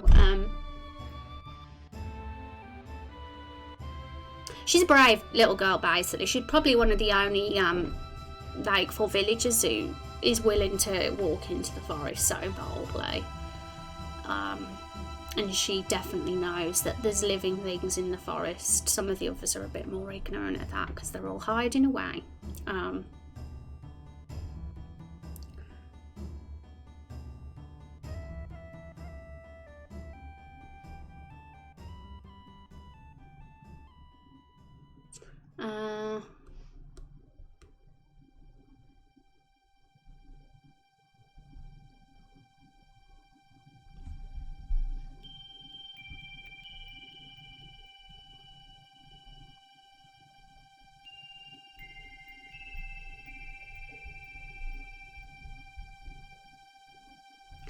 fruits. Might make another paragraph here. Hi Goblin, how you doing? I'm doing alright. I'm going through a period, you know, when you write a story. I don't know if you ever have, Goblin, but when you write a story and you're trying to make all the pieces connect together, that's what we're doing right now. How's the game going? Not too bad. We've been doing a story suggest-a-thon the last few streams, which is a series of streams where we're coming up with like ways to take the story in episode 1. So yeah, that's the focus of the moment. So we can get like an outline and stuff planned. Having something in mind is better than being completely blank. Because we decided we want the story to, even though we write it as we go along, we want it to have some kind of plan. The fruits. So I'm writing up a scene idea now, but this is a scene that happened in the past, and I need to like write a brief summary of it so the present can make sense. I know the pain of writing a story out. Like, don't get me wrong, it's fun. Like, especially when you do it and it works and makes sense. Then it's very, very, very, it's a very good feeling then. But the time when you're like, oh, how can I make this work? How's this going to work? Is definitely it's definitely a challenge, especially doing it on stream in front of all you guys. Because I'm here not having a clue what I'm doing. Because that's the honest truth. Most of the time I don't know what I'm doing. And we never do. The thing is, it's just doing it, isn't it? It is, but getting writer's block is awful though. Yeah, for sure. Which is why sometimes we're not going to do these stories suggest-a-thon streams without break. We'll definitely need breaks in between because I'll need that downtime when my brain's trying to absorb everything. That's for sure. And I'm having the week off next week as well, so that I don't get too overwhelmed with all this. I like to take my sweet time and take this journey's gradual. I'm not the sort of person who's like, game will be playable build will be here in a month, folks. It's more like I take years to make something, not months. I'm slow. That's how it goes, and that's how it always will be. No rush on my end. It's not a race, it's not a sprint, it's a marathon.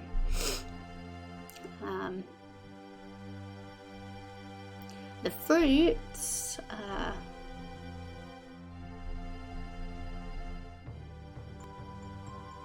so now I'm thinking from the fruits perspective. They don't like this, obviously, because they don't want to be involved with a human or help a human or give in to a human. No way. They want something out of this. So they say they will tell her where the fruit trees are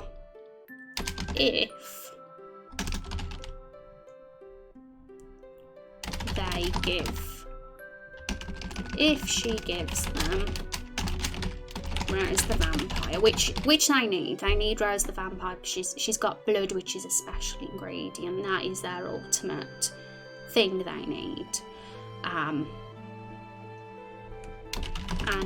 stop bullying her brother if she gives them Rose the Vampire. Now, the fruits love this idea because they know that the fruit trees have been injected with side effects. They know that it's all going to end in disaster for the villagers of Lakefall, so they're not really getting what they want. But as far as Fiona's aware, that they are. She is. She's getting exactly what she wants. So I think we can delete that bit now because we've kind of expanded on what's happening here. So I think that's how I'm seeing it right now. Fiona goes back to the cabin where Rose is.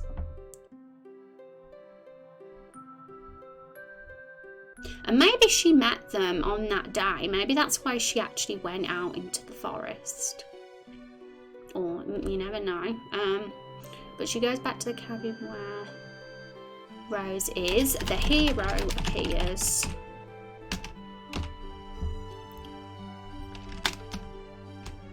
The hero meets them. Fiona realises that the hero can. How did Zexy word this? Let's go back. Zexy said, one thing, thank you Mantis in a box for the follow, by the way, I appreciate that. One thing that I do is use auto write, and you switch off your monitor and just type as fast and the random as possible into a word processor. Sound crazy, but it really works. It's an interesting one. I mean, I know NaNoWriMo is about it in a month. I'm not doing it because I don't have the time, but I know that that's kind of a thing that people doing NaNoWriMo do, so they can just get the words down as fast as possible. For sure, it definitely seems like it makes sense. It's easy to be self-conscious about because you think, but it's going to all be a bunch of nonsense. But you got to just get it all down, haven't you? Even if it is a bunch of nonsense. Okay, so she realises she can try to con them into transporting Rose for her. That is kind of what is going on here. So they can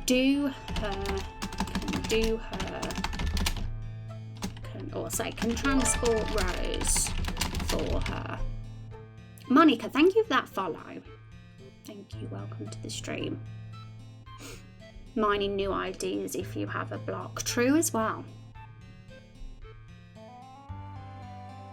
It's definitely, one website I think is awesome for helping with writer's block is tvtropes.org, folks. So if you want to have a look at that, it's a complete, huge resource for ideas, story kind of ideas. So yeah, you've seen it. It's addictive. It really is addictive. Gotta shoot off. Just thought I'd check on the game's progress. Well, thanks for stopping in. Appreciate it, and I hope you have a really cool week. Hope it treats you well. Cliches and ideas for sure, and it's some of them are a bit cliche, but it's always good to have a sort of starting point, and literally every story uses them to some degree. They just add their own twist to it, so it's a pretty cool starting point. Very, very addicted to that website, I am. So Fiona goes back to cabin where Rose is. The hero meets them. Fiona realises that the hero can transport Rose to the fruits for her.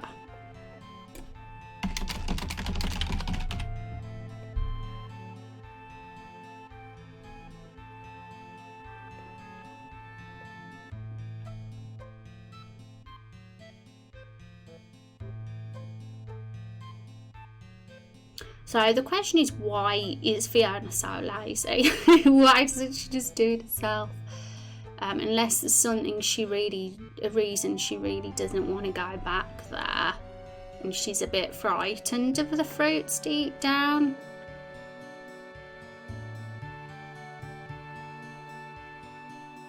So I think that could still be fleshed out a little bit, but that's just a simple idea.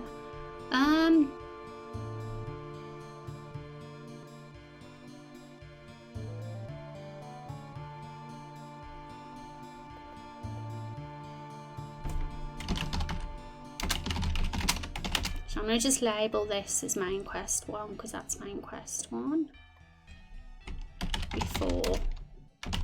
So,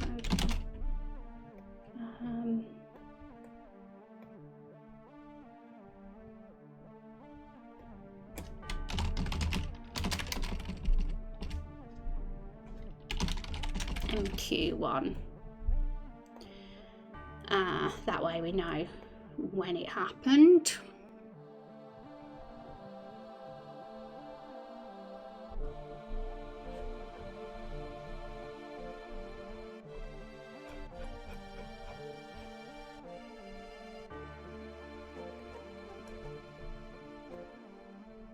Okay, so the big question in my mind now is how she wants to know where those blooming trees are. She's not going to just give them to Rose and not know that information. So the thing is, we can't really edit the dialogue with Fiona and the hero and have her say that. I mean, we could, but I feel like it might be a bit heavy-handed to be like, oh, and find out where the trees are, you know. And it, you know, there's no context, and it also establishes a relationship between Fiona and the fruits a bit too heavy-handedly. I don't know if that would work. So trying to think of another reason for this.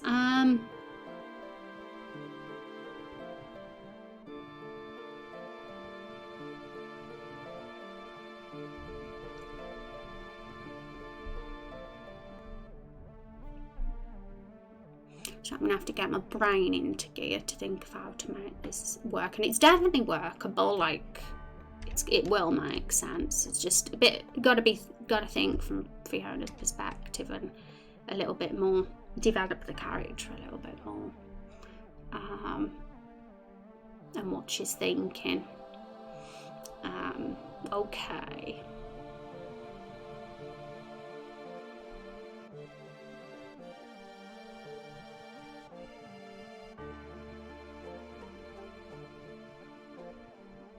I mean, the only way, another way is that she already knows the fruits have told her where the trees are. But why would they do that when they haven't got Rose? They wouldn't.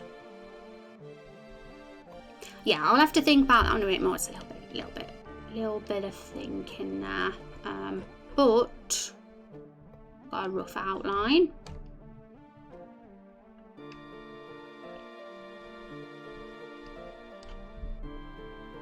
And we're going to think now what's going to happen when we're back in Lake Falls. So we've got to hand the quest back into Fiona. So that is episode main quest 3. Well, I'll put 2/3 because it's kind of both. The hero arrives back Lake Falls with Rose. Okay, so the with Rose thing is the interesting variable here, because we may hide Rose. We might hide her inside Carol the Barrel. We might, do something to make sure that the Lakefall villagers don't know she's alive. So, but we also might have the choice to just boldly walk in Lakefall with Rose if we want to play that kind of bold, brave hero that doesn't give a damn. So the outcome would be different depending on what Fiona is aware of. So I'm going to put here.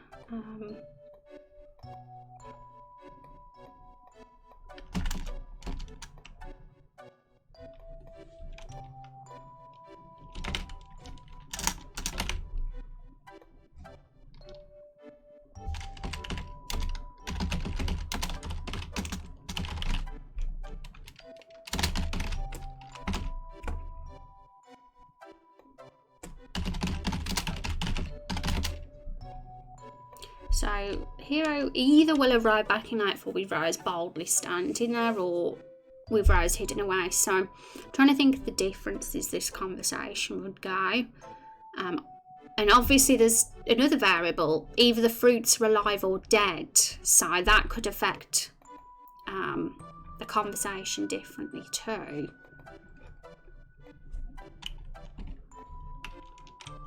So, we need more. This is what I mean about all the little branches, because there's going to be many. Might not seem like it if there's only 2 outcomes by the end of episode 1, but there is. There's lots. So, plus the fruits are dead.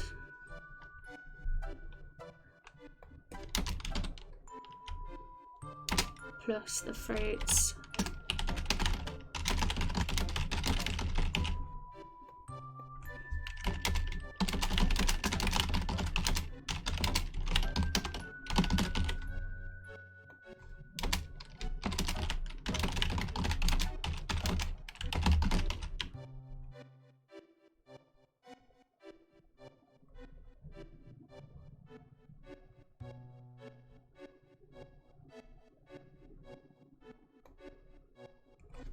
I'll say visible, I'll just shorten this just so it's a little bit.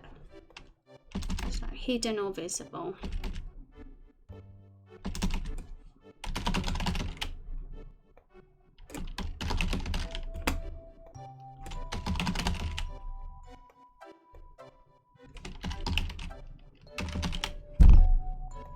So there might be more, but these are the 4 that are springing to mind at the moment, the 4 different outcomes. So either Rose is not hiding and the fruits are dead, or she's on show and the fruits are dead, or she's hiding and the fruits are alive, or she's not hiding and the fruits are alive. So the conversation could go very differently with Fiona based on, and there's another one, whether you pushed her in the lake or not. See what I mean? It just gets pretty wild. So there's actually not 4, there's 8 different outcomes.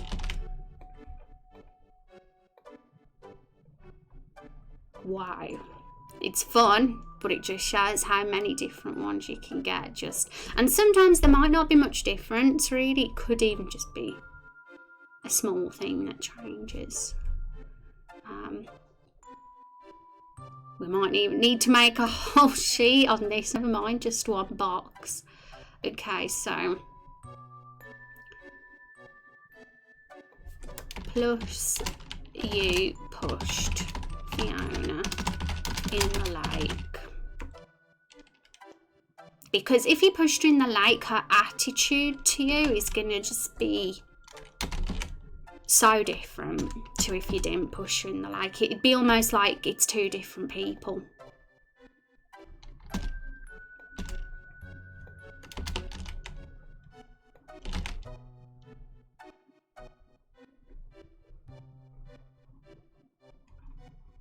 Yeah, we're not going to have room, that's for sure. Because I didn't realise we was going to end up getting this blooming detailed. So for now, I'm going to just make the box bigger, but I will probably have a whole document for just this alone. Now I'm thinking about it. Why is the formatting gone so funny on this?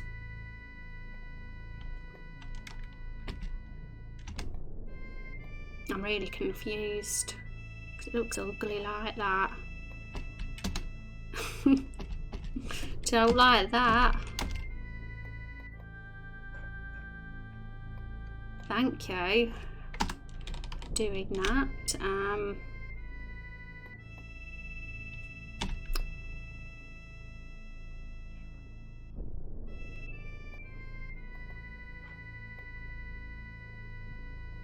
Okay, so we'll just have to copy that and change it from visible to hidden.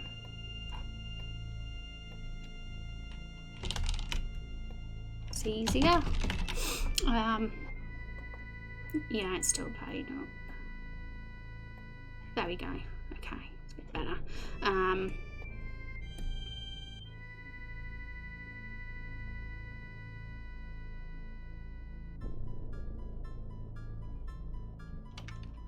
Now, the other options are if you didn't push her in the lake and you were nice to Fiona.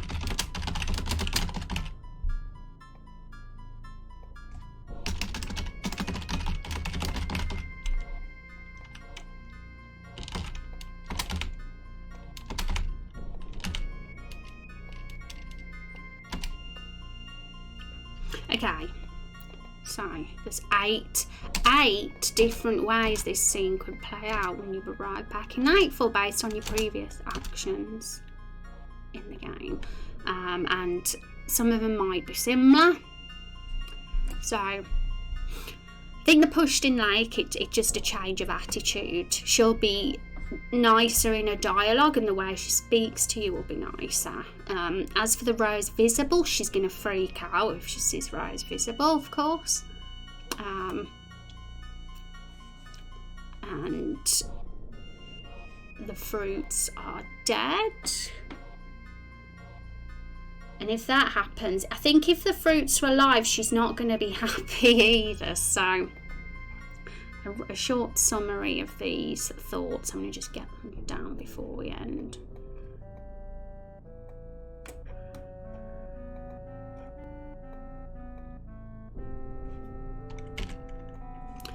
Fiona will be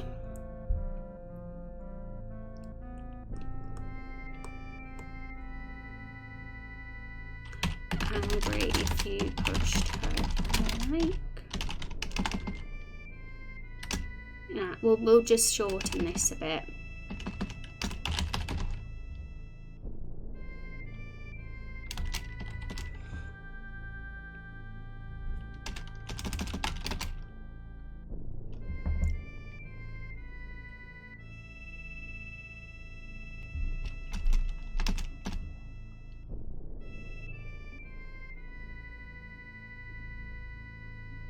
Okay, so the worst possible one for Fiona would be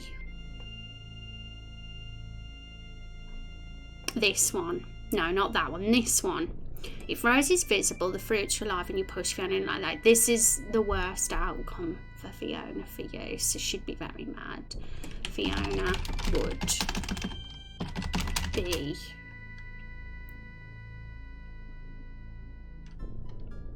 very angry. And what would be the nicest?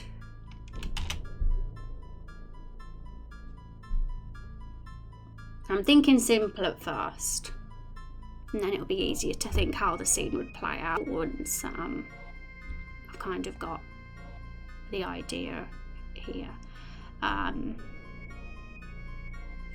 Rose, hidden fruits are dead and you were nice to Fiona. Here, this will be when she's nice. So Fiona is happy. I'll say.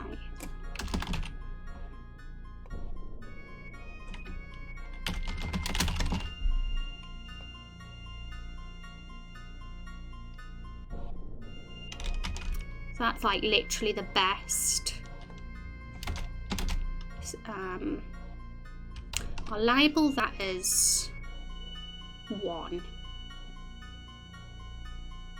So 1 would be when Fiona's the happiest, and 8 would be when Fiona's the most angry.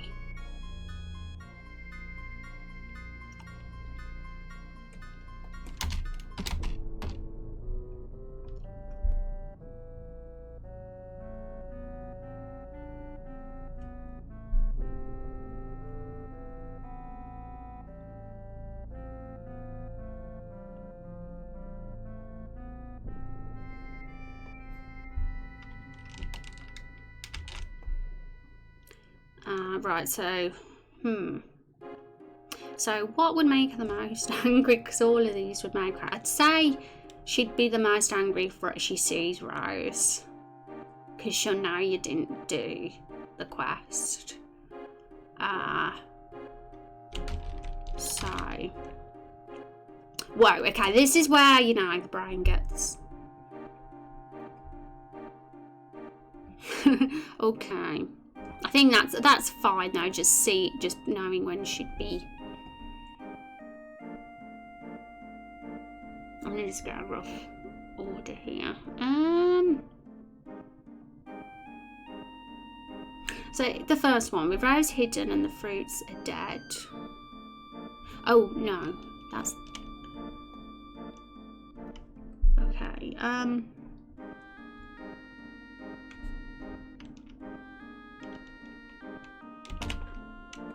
I'd say she'd be kind of happy.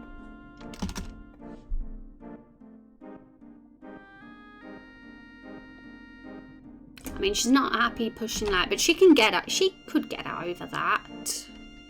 All she cares about most is that the fruits are dead and Rose is sacrificed. I mean, she probably expects the fruits to still be alive, maybe, but maybe she hoped that you would have killed them.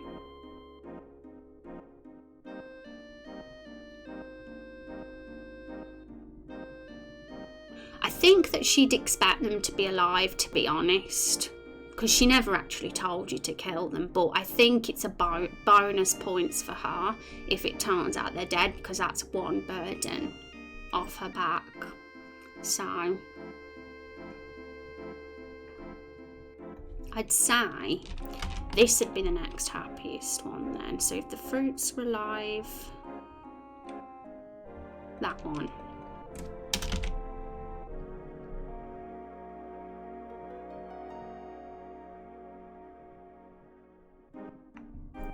Instead of I'll get rid of the varies and just have it as happy and angry. But the lower the number, the better.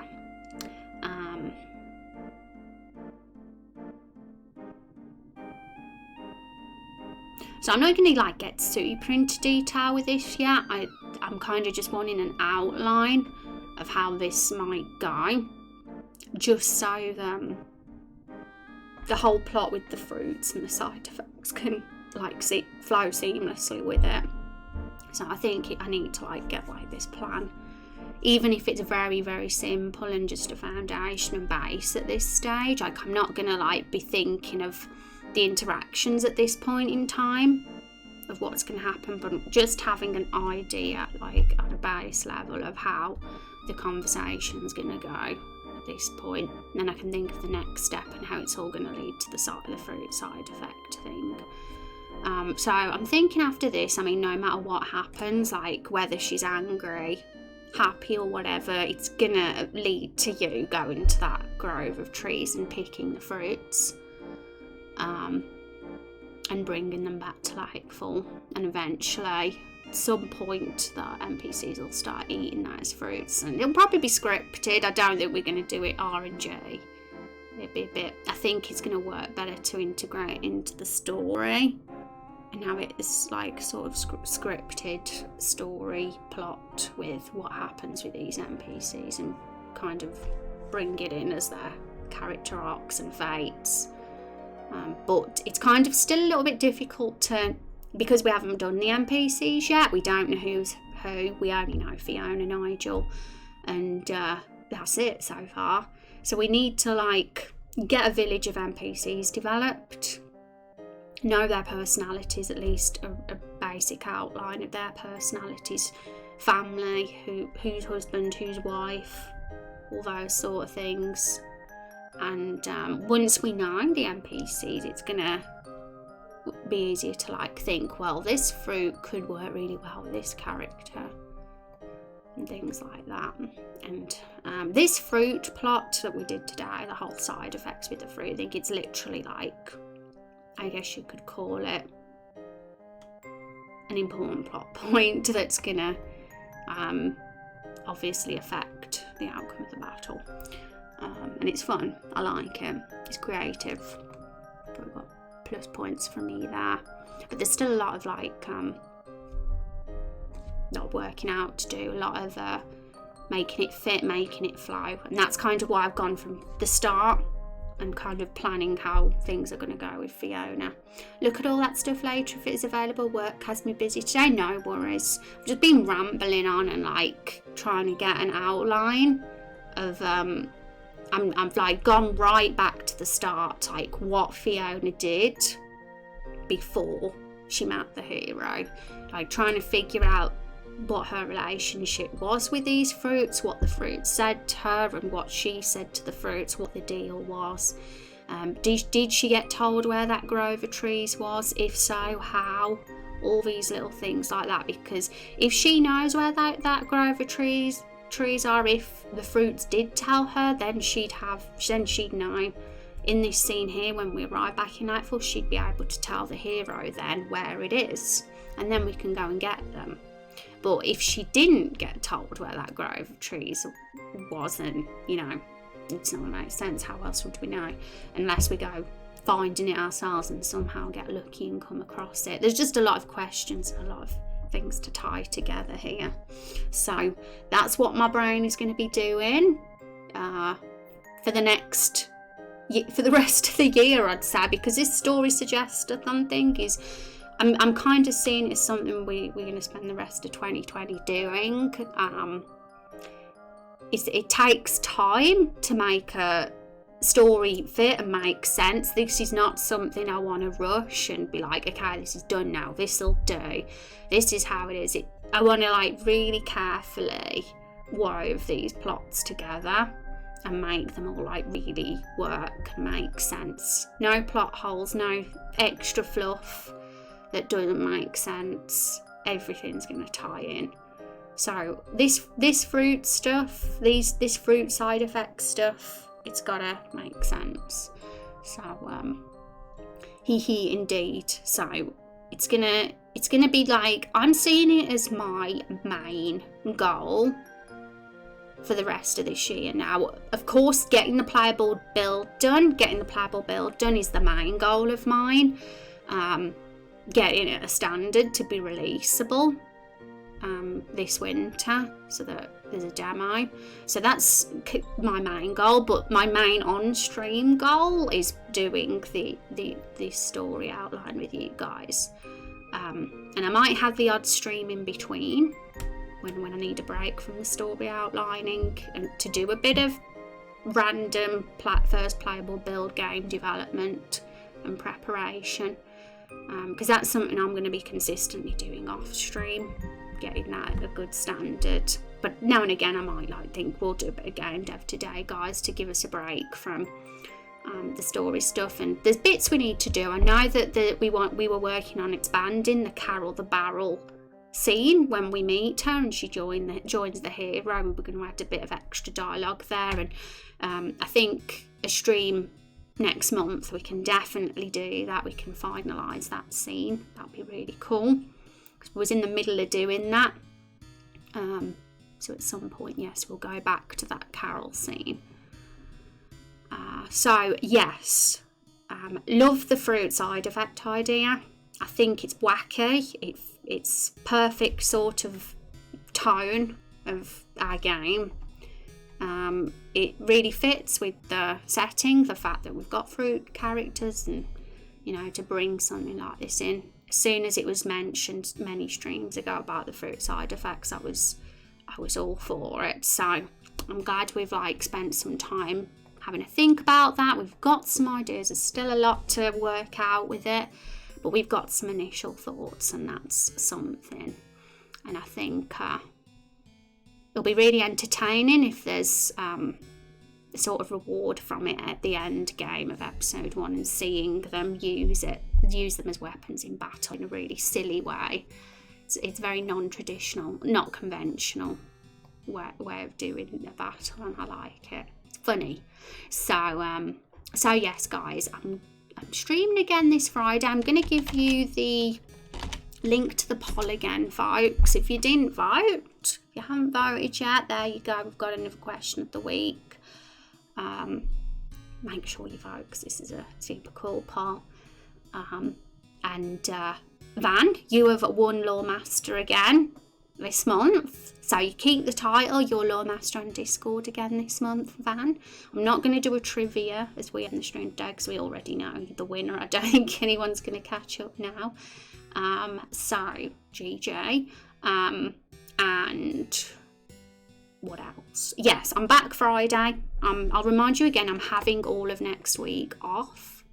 And I'll kind of be chilling, but also working on getting some of the ideas put on these little sheets that we've got here, so that when I come back the following week, everything's very well organised and we're ready to get right back into it again. Because right now everything's I'm a bit behind getting everybody's ideas out on the sheets, and I want to make sure that when we come back, I've got a fresher mind and we're a bit more caught up.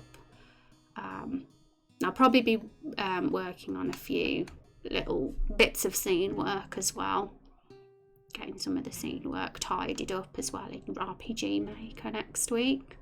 Next week off, yes. So I'm here Friday, and then I'm having next week off, and because I definitely need it, because sometimes you need that stream time off so you can get caught up, and because working on a game as well as being a streamer is actually quite a challenge. And sometimes I find that, I'm actually getting a bit behind here, and I could do with a few days to fully focus on something. So I think that's going to help me a lot, and I'll feel a bit more caught up having a week off. So that I would rather do something like that. I'd rather have a week off every now and then then change my schedule down to twice a week, because I feel like streaming twice a week isn't quite enough for me. I like the 3 times a week schedule we have. It's regular and it's cool, good for the community. But so I'd rather just have a week off than go down to twice a week. So yes, Friday I'll be seeing you all again, folks. I'm going to have to rush straight off today. Can't give a raid today because I'm late, finishing late today. And on Friday, I think I'd like to talk about some of the NPCs, folks. So who have we got here? These guys. We'll particularly talk about some of the ones that are a little bit underdeveloped at this point and see how we can integrate them into the game. Any story elements that might work with these guys, and who knows.